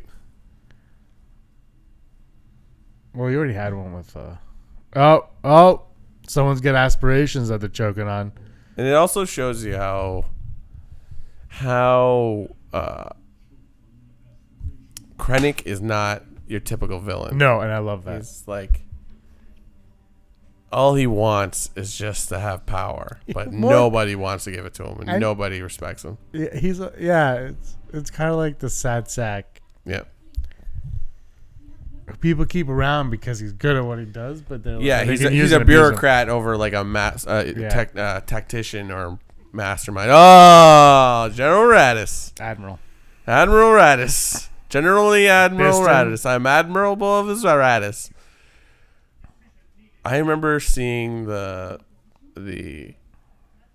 what is it called? Not teaser trailer, but sizzle reel that we ended up seeing at Celebration last year through the stream, and seeing Admiral Radis for the first time, and just the other Mon Calamari, and it's just or Mon Calas, and it's just like, or no, wait, Mon Cala is is the planet. Yes, the Calamaris, and I was just like, yes, and then they're like, he's blue because he's from a different section of it. I'm like, it's cold there. I'm like, wow, that's cool.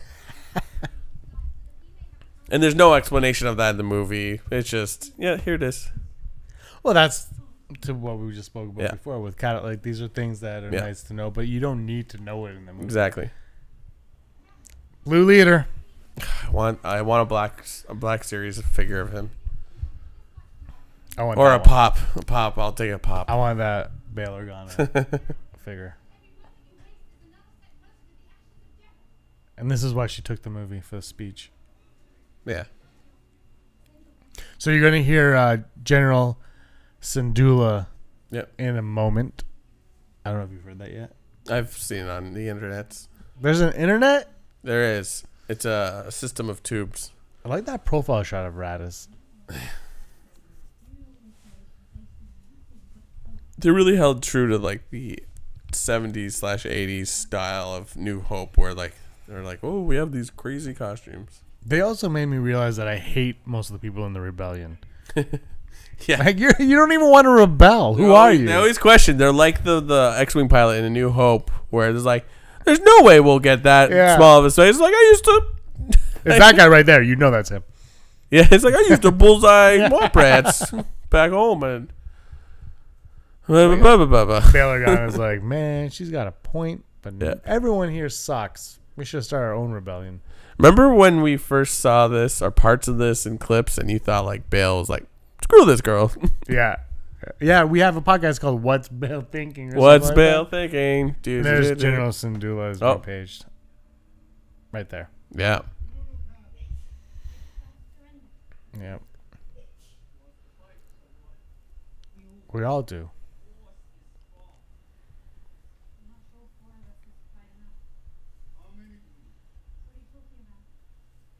This is a well-lit temple. I'll say that.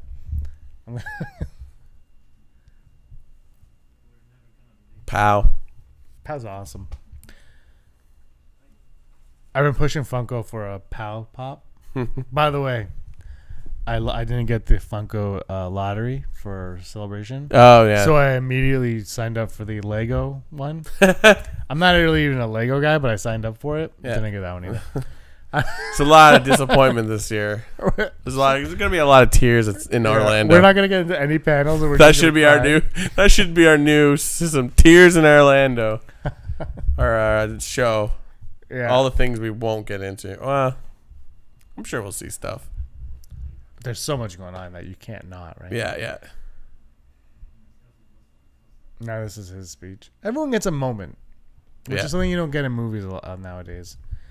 And I think when I talk about Force Awakens, and I get in trouble for it, where I talk about the things that I find, I don't want to say weak, but not my favorite moments, are a lot of the new age storytelling styles, where quick, fast explosion. Right. Quick and fast are the same, but like get to it, blow it up. Get to it, like the pacing, right? Like you mean the Michael Bay way of doing things? It's very similar to Michael Bay, though, right? Like it is, and Erin laughs me when she watches a TV show, and I'm like, oh, here we go. There'll be a cut every 2 seconds tops. One cut, one misses a cut. Yeah. And you can always, unless there's a camera movement, there's going to be a cut every 2 seconds. And this film, as much as it has that, it also, there are moments where it's going back to the old ways. Right. So they kind of blend old style with new. But the thing too, though, is attention spans are so low now. If this was a romance, this is where they would almost kiss. Yeah, my dad, when he finished watching, he's like, "You know what I love? They all died and there was no kissing." I think there we saw the ghost of him. That's not Chopper. Chopper's not here. Hey, were you talking about Chopper? I was like, get ready. This might be it. For Chopper? I know it's. Did we already pass Chopper's him? Chopper's at the very end. later. Yeah. There we go. But like, I also like to look, just like, oh, what's that? So, have you seen that in a trailer? She goes, "Welcome to Rogue One." Are you with me? And then he says, "All the way," and it was my favorite line. And I have a T-shirt that says it on it, and it's not in the movie. Are you bringing that to Celebration? Oh, it's in my suitcase right now. Nice. You carry on or you to go, dude? You're destroying Darth Vader. By the way. Yeah, I know. I saw it. Don't choke on your aspirations. Don't choke on your aspirations. Oh, was you talking? Oh, what? But no. Anyway, there's a scene where they shot where she says, "Welcome to Rogue One." Yeah. I rebel. There is now.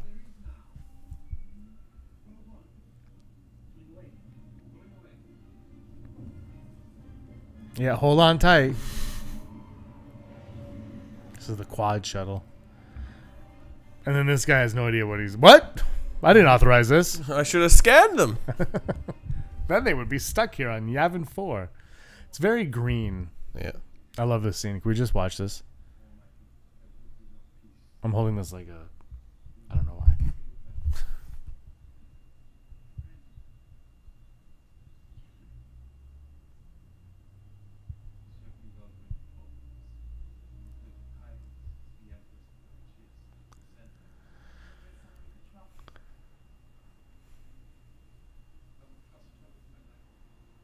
They're giving Mon Mothma like a big role. Yeah. Like not just in this, but overall, like her. Yeah. Very important from telling us that many Bothans died. Scarif. Now we're getting planets labeled again. The Maldives.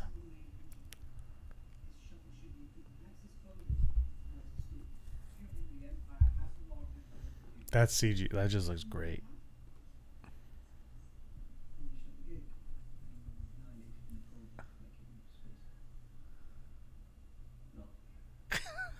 Such a dick. Not me. I can survive in space. Yeah, jerk. I remember when I first played this level in Battlefront. I was like, that's fun. And then I watched the movie. I'm like, oh my god.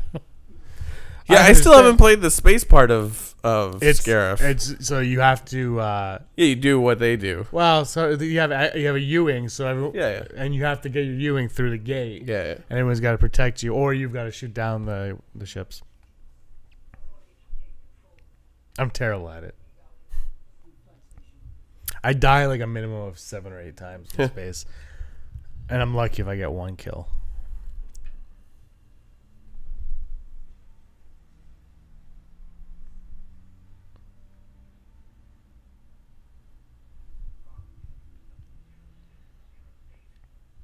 Zero hour. Because of the Kyber crystal. Am I sounding okay? Oh yeah. As long as you keep the mic near your face. When you go like this, I can't hear you. What? I mean, I can hear you, but What? And that has been Audio 101. I'm sure I don't have someone's a gonna headset. say I don't have a headset, so I can't really hear what's going on. it's not like we're at your house. Nope, we're in Orlando, Florida.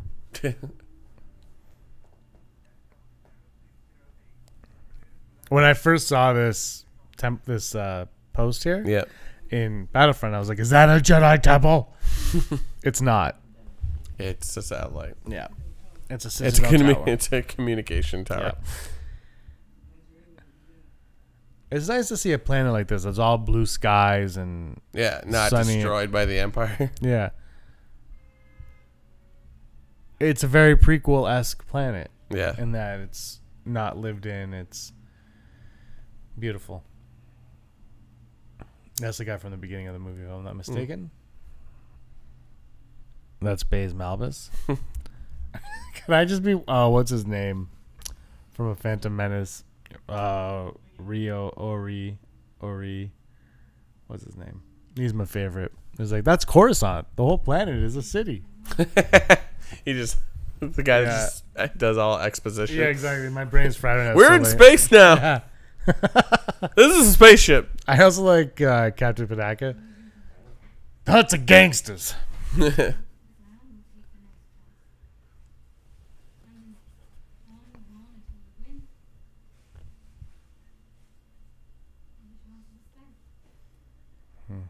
like that hat.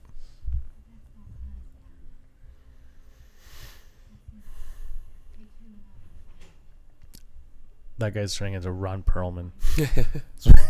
That's who he becomes. Remember that part of the trailer? What will you become? What will you become?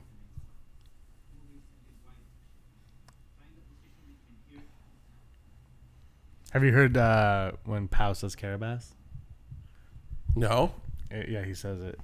I'll see if we can pick it out here. It's like it cuts, and right when it cuts, he goes, Carabas! I like to pretend that Baz is just an older version of Data from the Goonies. 'Cause he has all that stuff on his chest. Imagine if there was a part where he falls down a hole and then the teeth come out and drive. This is fantastic. I really like this. Can that just be the rest of the commentary now? Like, oh, that's nice. That's nice. Ooh, that is we neat. just sit in silence for 5 minutes. I think we did that already. Yeah.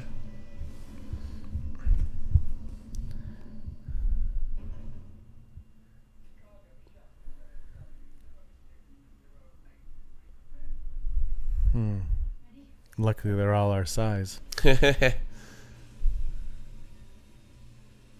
no one find it weird that they go in without a droid and come out with one? And two less stormtroopers? Yeah, is that not... Like, why couldn't they just take 2 more people in the uniforms? Well, no, because there's no more main characters.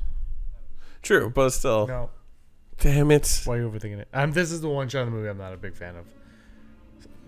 Shot composition wise, not my No. Does that hurt when I do it to you? No, because that sounded like you were agreeing with me. Wrong. Wrong. You're wrong. I like how the writers get Krennic to Scarif. How he's got to look up all the Galen or so files and stuff. Yeah. Find out what he's been setting up because he knows he's a traitor. And there's Jean Reno. If you.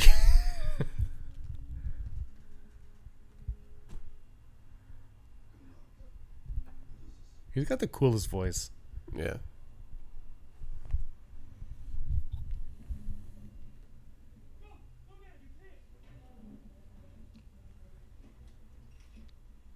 Or what if they weren't clear and he just didn't see the to his left? Because he's only looking at one side. Yeah. See, like, there's no stormtroopers. Pow's awesome. Pow could have been a stormtrooper. I do like that the Jin's wearing that outfit because we've never known a character to wear that. Yeah. And they're like, oh, look, it flips up. Oh, shoot. That's her? Aha, he's got a bad feeling about it. Has that ever been said in a Star Wars Not movie? once. No, I didn't think so. It's not a common... They don't say the word feeling ever. Fun fact. I've got a bad tree about this. How hard do you think it was for them to shoot here? Guys, we got to shoot on a beach. We're going to go to the Maldives. It's $10,000 a night. I hope you're okay with it. Ugh. I don't know. Oh, man. I just love how the Empire just, like, carves out of everything. It's just like they just leave their mark on everything.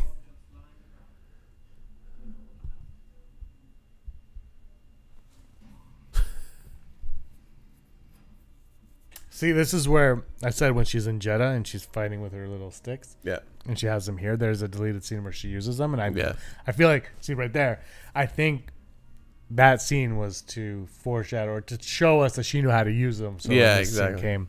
And you can see these K2 droids are walking very, seeing he's more slouched and relaxed.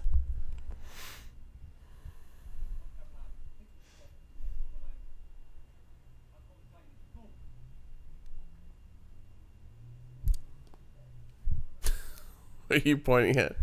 Stormtroopers. This is where they're talking about the new model of the gun because in I can't hear what they're saying. And then in New Hope they're like, oh, the 216. Yeah. Base is awesome. Like, I'm not gonna shoot you. I'm gonna kick you and punch you with my.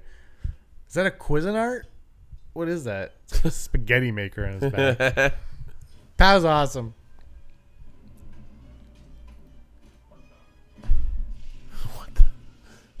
See, that weapon in Battlefront just annoys me because you die like immediately when they hit you with it. Look at that cape flow.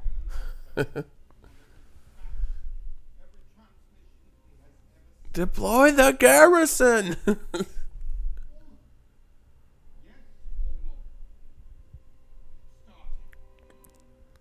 Pretty much everyone here dies. This is sad. Yeah.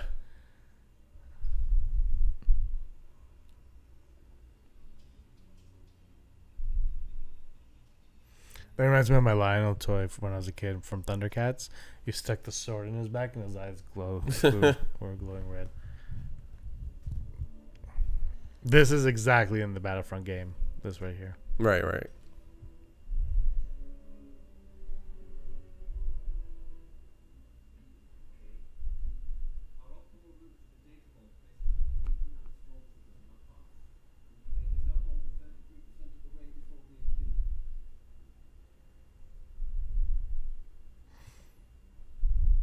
So when he said that, did you know? Did you know at this point that they were all gonna die? I figured. I didn't want it to be the way it was, but I did. of course you did. What's that supposed to mean? I don't know. I think you need characters to like. There needs to be sacrifice for the gains to for the impact of what we know is gonna happen. But the original draft, they all survive. Exactly. Cassian puts them in like Cairo or something like that. But I guess, you know, we live in a world where there are 8 Fast and the Furious. Or they're about to be. Or no, it's out, I think. Is it out actually, now?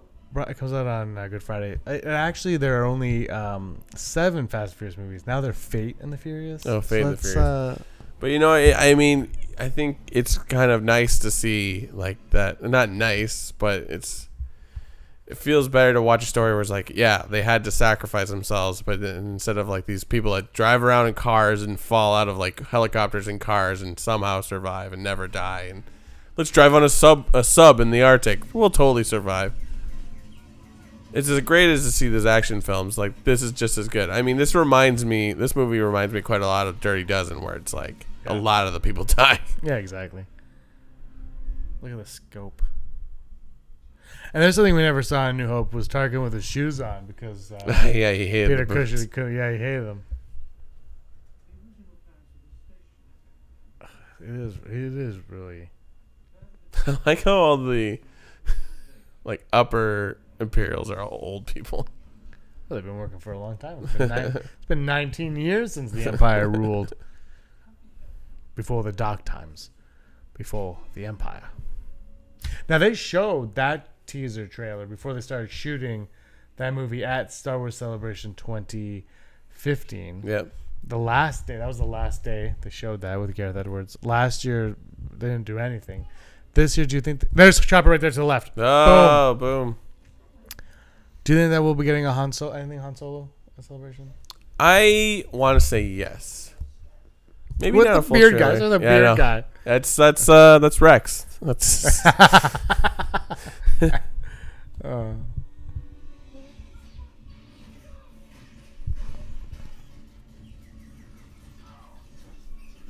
So Raditz is left now. Yeah. Raditz has come to join. And that's where I think we'll mention it later, but this is where they failed with Raditz's death. They needed to show he needed that final to let us know that he died, right? Because he is actually very, very important to the exactly as a whole, and I think not showing his death kind of weakens it a bit.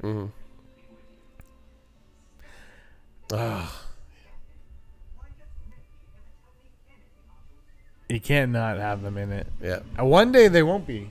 Yeah. And it'll be very fascinating to see. Well, like BB-8 will replace R2, but who will replace C-3PO? So? I think so. I think BB-8 will continue on. It's tough. As much as I like BB-8, there's something about R2 that is inherently Star Wars. Well, you've also been watching R2 for the last 30 years. BB-8 we've only had for a year. No, BB-8's great, but you know what I mean? Like oh yeah, BB-8 only has the one movie that everybody hates now. The 4 Jamaicans. That's what somebody called it to me. I was like, that's hilarious. Oh God, the door just opened.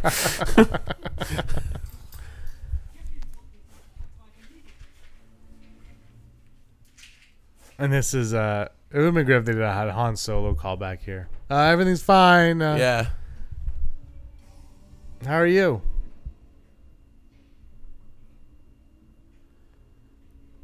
Are those Nerf stick? What are those? What? On her back, it looked like Nerf. The Last Jedi, they're gonna have gorilla versions of these. I love how like these AT-ATs can get around, or AT-CTs are able to get around, but there's like almost no evidence. Carabas, he just said nice.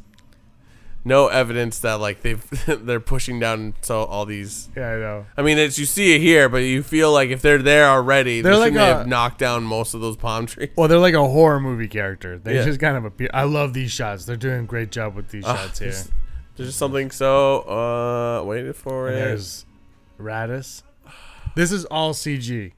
There's a ghost down there. That whole ship interior is fake. Really? Every button, everything about it is fake. It's all made. Yeah, and that's the 70s. Yeah. Oh, I love it. Hammerhead Corvette just showed up.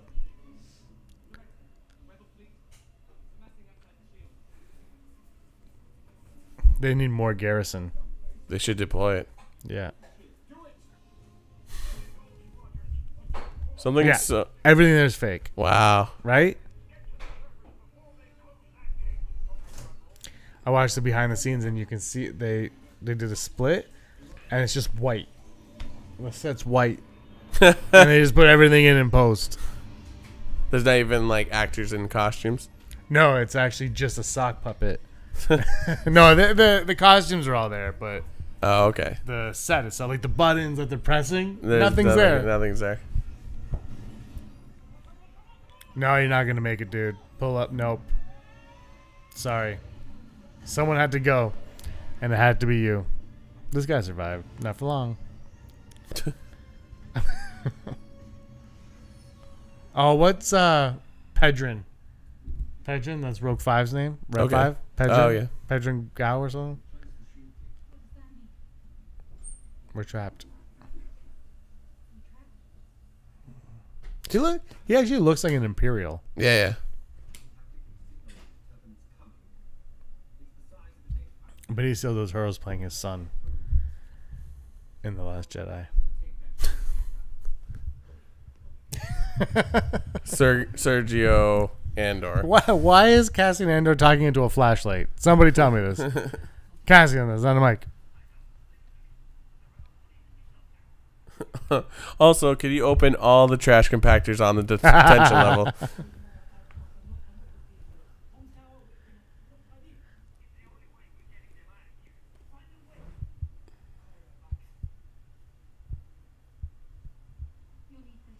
Oh.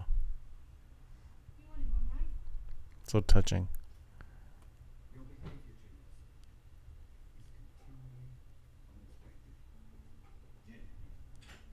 No, he should have said something right there. And that's it. What is the cargo in those things? That's what I want to know. Kyber crystals. Yeah. No, but they get it's blown just up. files. Yeah, I think it is because they get blown up and you don't see anything. It's like they're empty.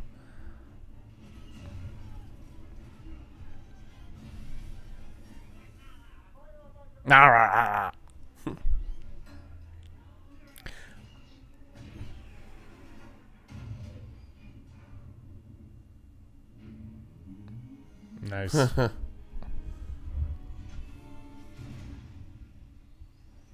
Come on, Biston, you got this. Blue leader. You're not going to make it, buddy. You're the worst. It's his fault. He went in there. See, what K2SO said makes no sense. He said the shield's shut, so you can't get out. Yeah. So you have to transmit the files. But you have to open the Yeah. shield gate to transmit the files. So, what?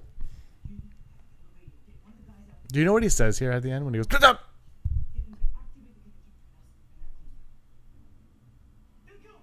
Good go. You go. And that's practical. That's the glass floor in the CN Tower.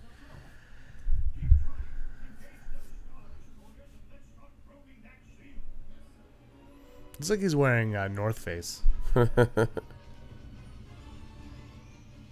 I love these shots.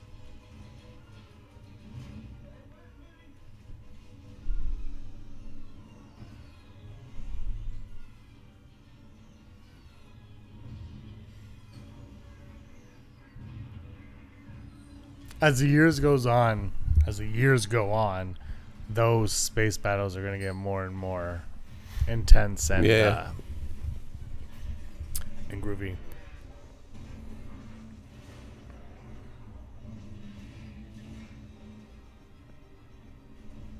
Ewing. I love the Ewing.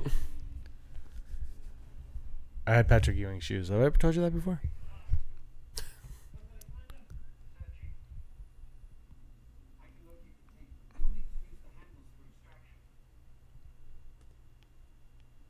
take off my hat for this. Well, you do. As someone wearing a hat, I agree with that. This I don't agree with. What if the file's on the other side and you can't see it? Yeah.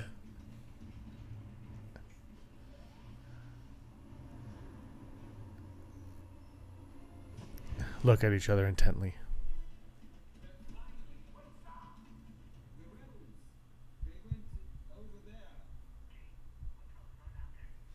Cassian Andor is the worst rebel. Why don't you just lock all the doors? He doesn't have the power. Boom. Very Western right there. Yeah. I hate to say it, but you're not going to survive. Unless you're 70s stock footage, you're just not going to make it out of this. This guy's got Looks like Jack Black. That voice is so comforting to me as a child. Gold leader. This is red leader. There's a lot of ships coming out of there. The Death Star didn't have that many No, exactly. TIE fighters.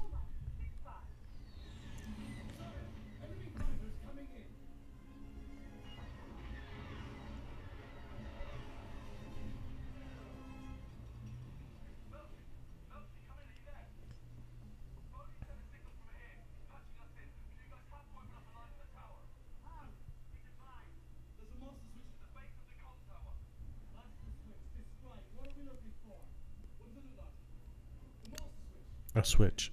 This is master.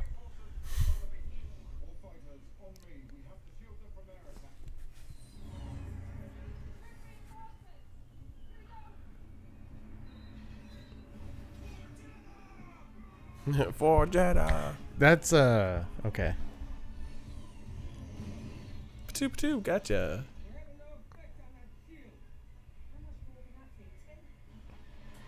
A lot more. Oh man.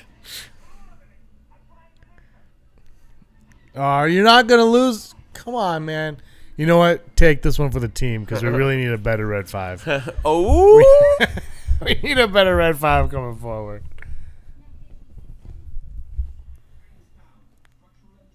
Oh, he's smoking off of his shoulder. Bam. Yeah. Oh, so good. Love the TIE interceptors. Good thing there's a backpack version of the cable thing he needs to pull. I can see that being practical. Black Saber. Will anyone cosplay as this? Not just as Bodhi Rook, But with that Bodhi bag, Rook, yeah. if they do, can we get their autograph? Yeah. That'd be awesome. I feel if that was an action figure, you would pull and it goes. As Black Saber, do you think that is a Dark Saber? Possibly. Why would they go with Black Saber if it's a Dark Saber, though? I don't know. Why change that? I love the Shore Troopers. Or Scarif I Troopers. like that. They have pants.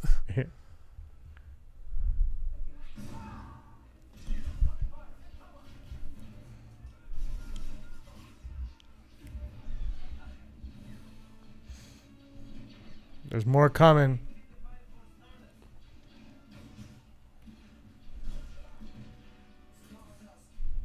Ah. They got a droid with like really emotional death.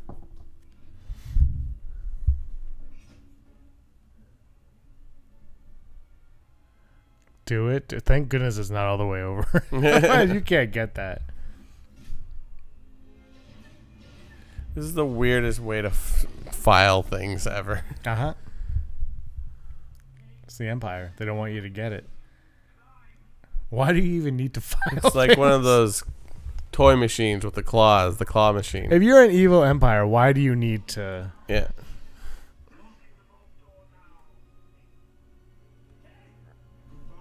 No. You guys. You could extract his like... He's probably... His memory's probably like a little card, yeah, right? it's a chip. You could probably extract that from him. Oh, yeah, for sure. But then this place also blows up. Spoiler alert. So I guess that's out of the question. Imagine if they took K2SO's memory chip and that's what's inside BB-8. The whole time he's just being sarcastic. You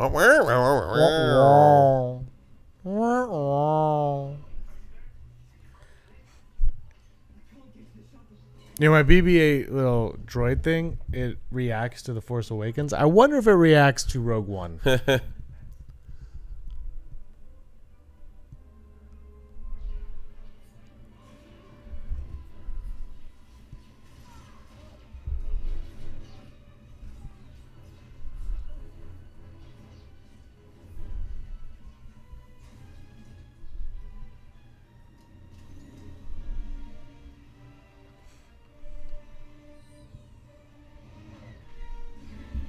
Bum, bum, bum, bum.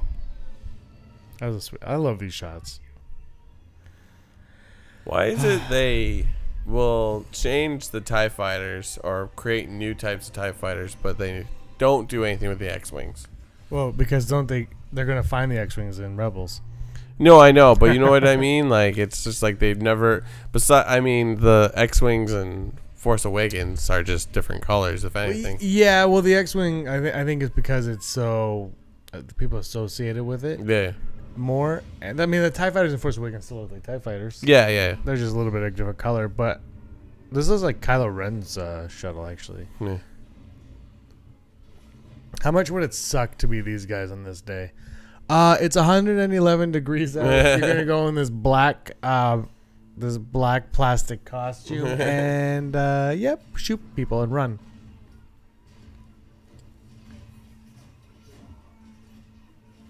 Apparently they got locals to play a lot of the stormtroopers and they had no idea what Star Wars was.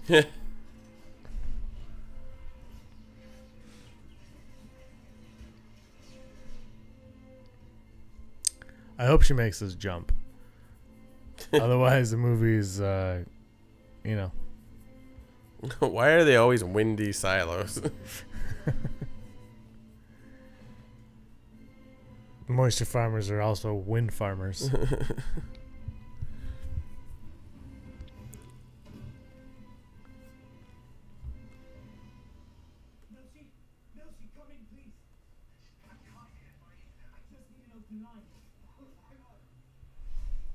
Is that guy's name Moshi?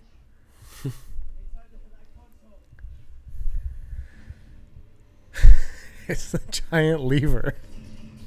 Oh, dude, that was a mistake. I feel like these people should read the script before they make any decisions.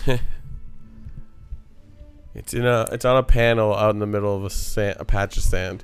Yeah. Oh, your wrench. There's that music. Sweet CD-ROM. That was like the first external hard drive I ever bought. It was 80 gigs, and I thought it was amazing. 80 gigs on this thing? That's incredible. How much did you pay? $400. Yeah, it was $250, I think, for the drive, and then the case was like another $200. It was dumb. Yeah. AF. Oh, cheer it.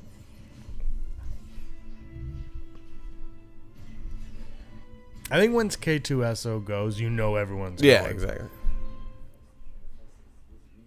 Isn't that a nice shot?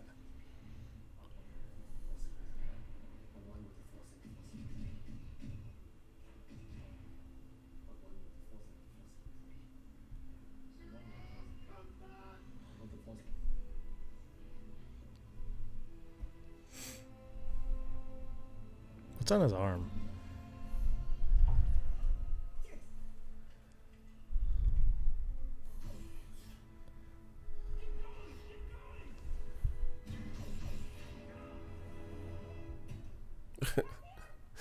There's a video where it's just him hitting the things over and over again. It's very Winnie the Pooh of Cassian right there.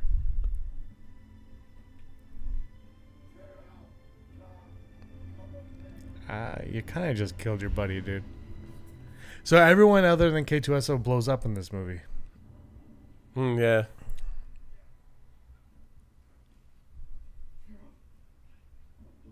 Well, there's like an explosion behind him, kind of. Well, yeah, but I mean, no one else is. That's how everyone else dies. There's an explosion behind them. Jarrett.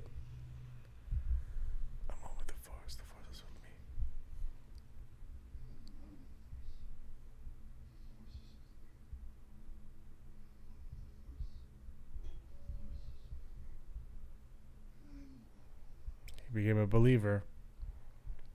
V for victory.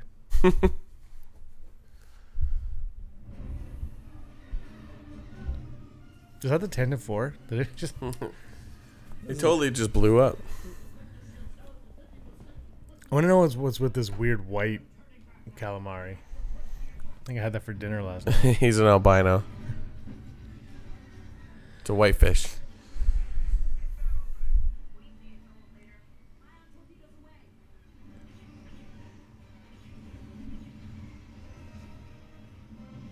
How much do you think an iron torpedo costs? Are we gonna find out where the rebellion gets their funds from? Kickstarter. Oh. And Indiegogo. And Craigslist.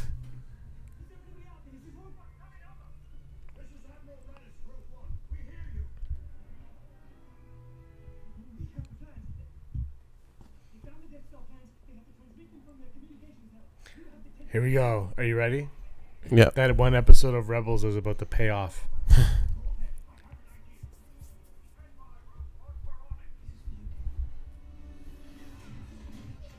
So they didn't use Admiral Akbar in this because he was in The Force Awakens and they wanted it to be overkill. Yeah.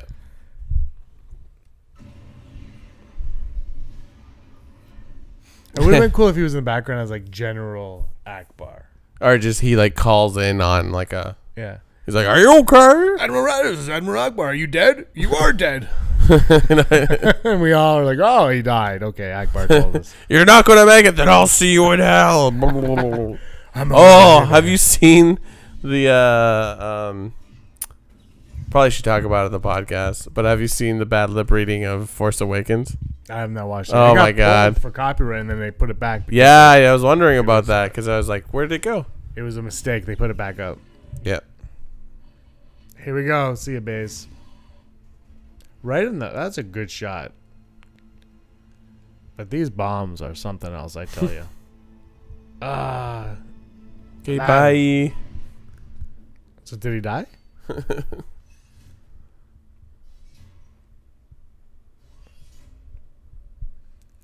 I want to know who was like, when they built this, they're like, okay, we have a shaft, but there's going to be a door that opens and shuts. Razor sharp. But it's razor sharp. And that closes really fast. It's because the rebels might get here one day. Is that good for ventilation? It's like, no, it's just, it's the best. Because it's like... This is the kind of stuff that's going to be fun to get more of as it goes on. Yeah. Not as this movie goes on, as the movies themselves go on. As more Star Wars stories come. It's got to be an unorthodox way of doing things. Yeah. They're going to just keep trying to one-up what they do in the last one. Like, well, we did this time. Let's do this time. You know who I am. And this is that infamous shot from the trailer where the TIE fighter appears, but does not in the movie. Nope. That's one I wouldn't mind knowing how they got around that. Yeah. Because that's a whole... Like, they changed the sequence.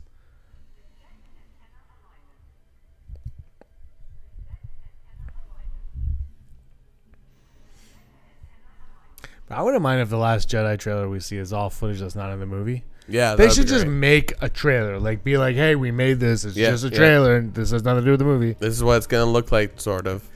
Like what? The Hulk movie did that amazing one by Ang Lee. But he's in the bathroom, remember? And it's all voiceover, and that was just done for the trailer, the teaser. They used to do stuff like that. Whatever. I like this weird elevator. Like, they can't come up with better technology for that. And there's was that Bill Nye from... Yeah, Bill Nye the Science Guy. Bill Nye the Science Guy. From Science. From CNN. Oh, that hurt. There's that theme again.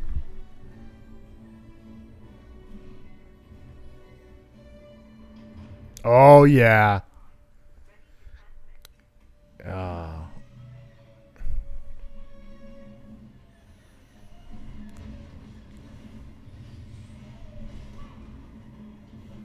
Jyn flies around a lot. But she gets like thrown from... Oh, Krennic.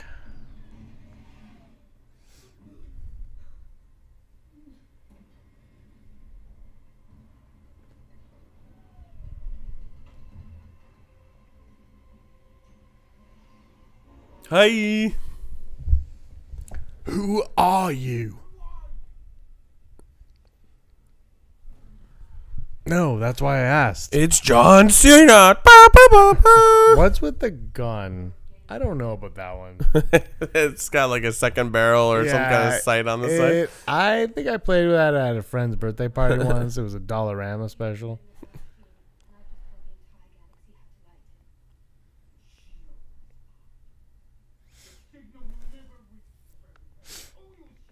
What if his pen exploded and you see blue ink on his white?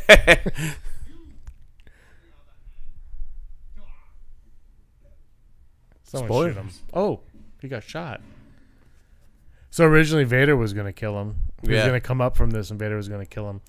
And now the Death Star obviously does. But I thought that's how he was going to go for sure. I thought Vader was going to choke him out. Oh, this is so emotional. What if this did nothing? Guys, the shields did nothing. What if that crashed into the tower they're standing in? I love that they send out the signals that we see in A New Hope. Yeah. So the attention to detail is, I mean, that's a small detail that they would obviously have to get right, but it's fun. That guy's way too excited. We did it.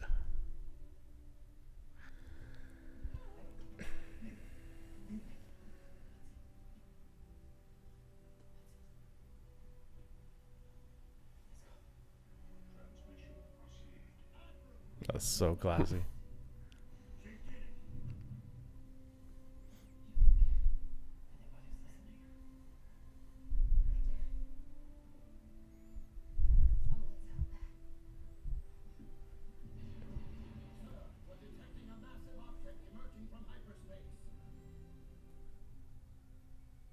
Oh man. Hi. I like the one where it's Dex. He's like, what do you know? Oh, what do you know? The Caminos. They're cloners. Cloners, they are.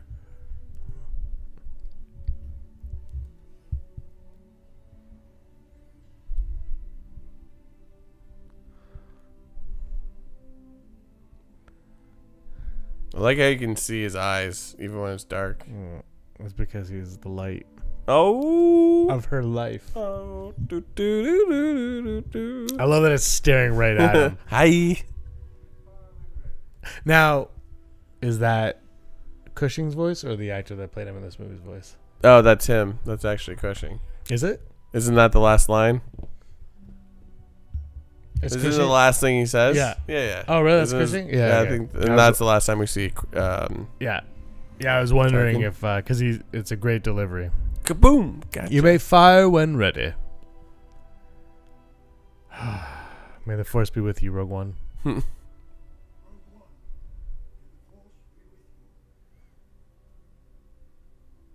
not that emotional. See, now he should have died. I guess the ship kind of gets crushed in half, doesn't it? Boom. In your face. Right here. But he's on that one, right? Yeah, but they should have. Because the plans are still on it. Yeah. But right here, right? That's his ship. Either way, his ship, they needed to cut to him with like flame. Like Bezos thing, right? Just to like make sure they got the plans. Steven Stanton, the voice of Obi-Wan Kenobi from Rebels. Twin Sons. He also voices Tarkin on Rebels too, I believe. Oh yeah, he'll be at Star Wars Celebration.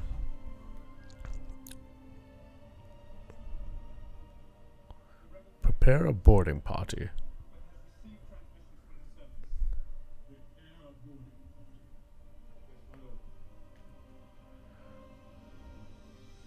That guy's face, he's like, they done get killed.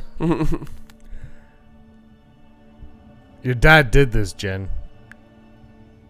It's so poetic that he did everything he could to save his daughter, yet at the end his machine is the one thing that killed her. Yeah. That looks like Toad from Super Mario Brothers movie. It's his head.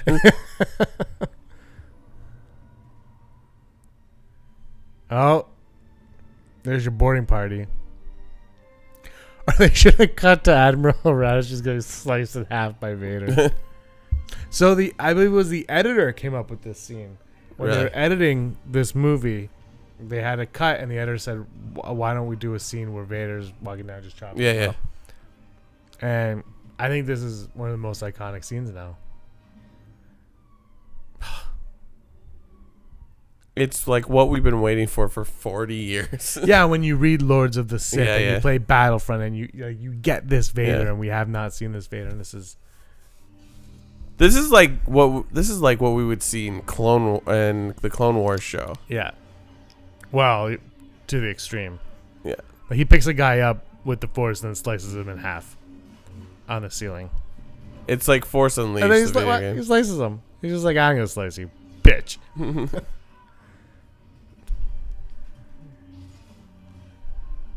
And the cool thing is he still moves slow. Yeah. Like he's still the slow Vader that we see later on.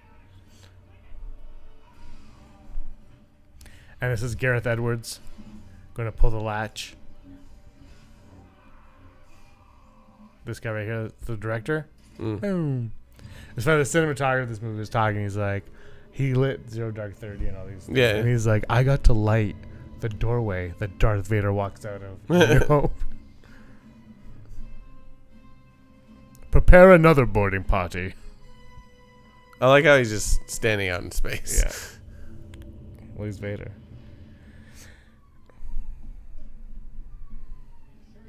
This is chills here. This was my childhood.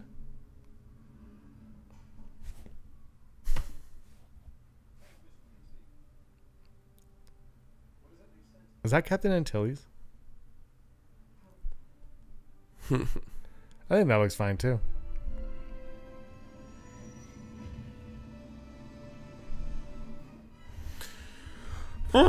It's exactly like I remember it. So that is Rogue 2. Rogue 2, the Roganing. The story of the Rogue team from Hoth. Yeah, it's the prequel to Rogue 3, Electric Rogaloo, which is also Rogue 4. Rogue 5. To Rogue, to Rebellious. Doug Chang right there. He's production designer. He's been around forever, along with General. These guys are great. Michael Giacchino came in last minute. Oh, yeah, that's right. John Williams, what? So that was fun. Yeah, that was great. It's good to watch a movie and talk through it like the annoying people do. And really, like most of the people when you see Get Out in theaters. So I'm really... but this was a lot of fun. This is our first video for Star Wars Celebration Week. Yeah. We'll be coming to you every day this week and weekend. This was supposed to be a vacation. This is going to turn into a hell for us, but heaven for you guys. But anyway, it's been a lot of fun. I think we're done. We're done? Yeah, we're done. We're done. We'll see you guys around. May the force of others be with you. Always. Bring back Teak. Hey scumbags, thanks for watching. Don't forget to give us a thumbs up on our video. As always, please subscribe to our YouTube channel, Rebel Scum Podcast, for all the latest videos.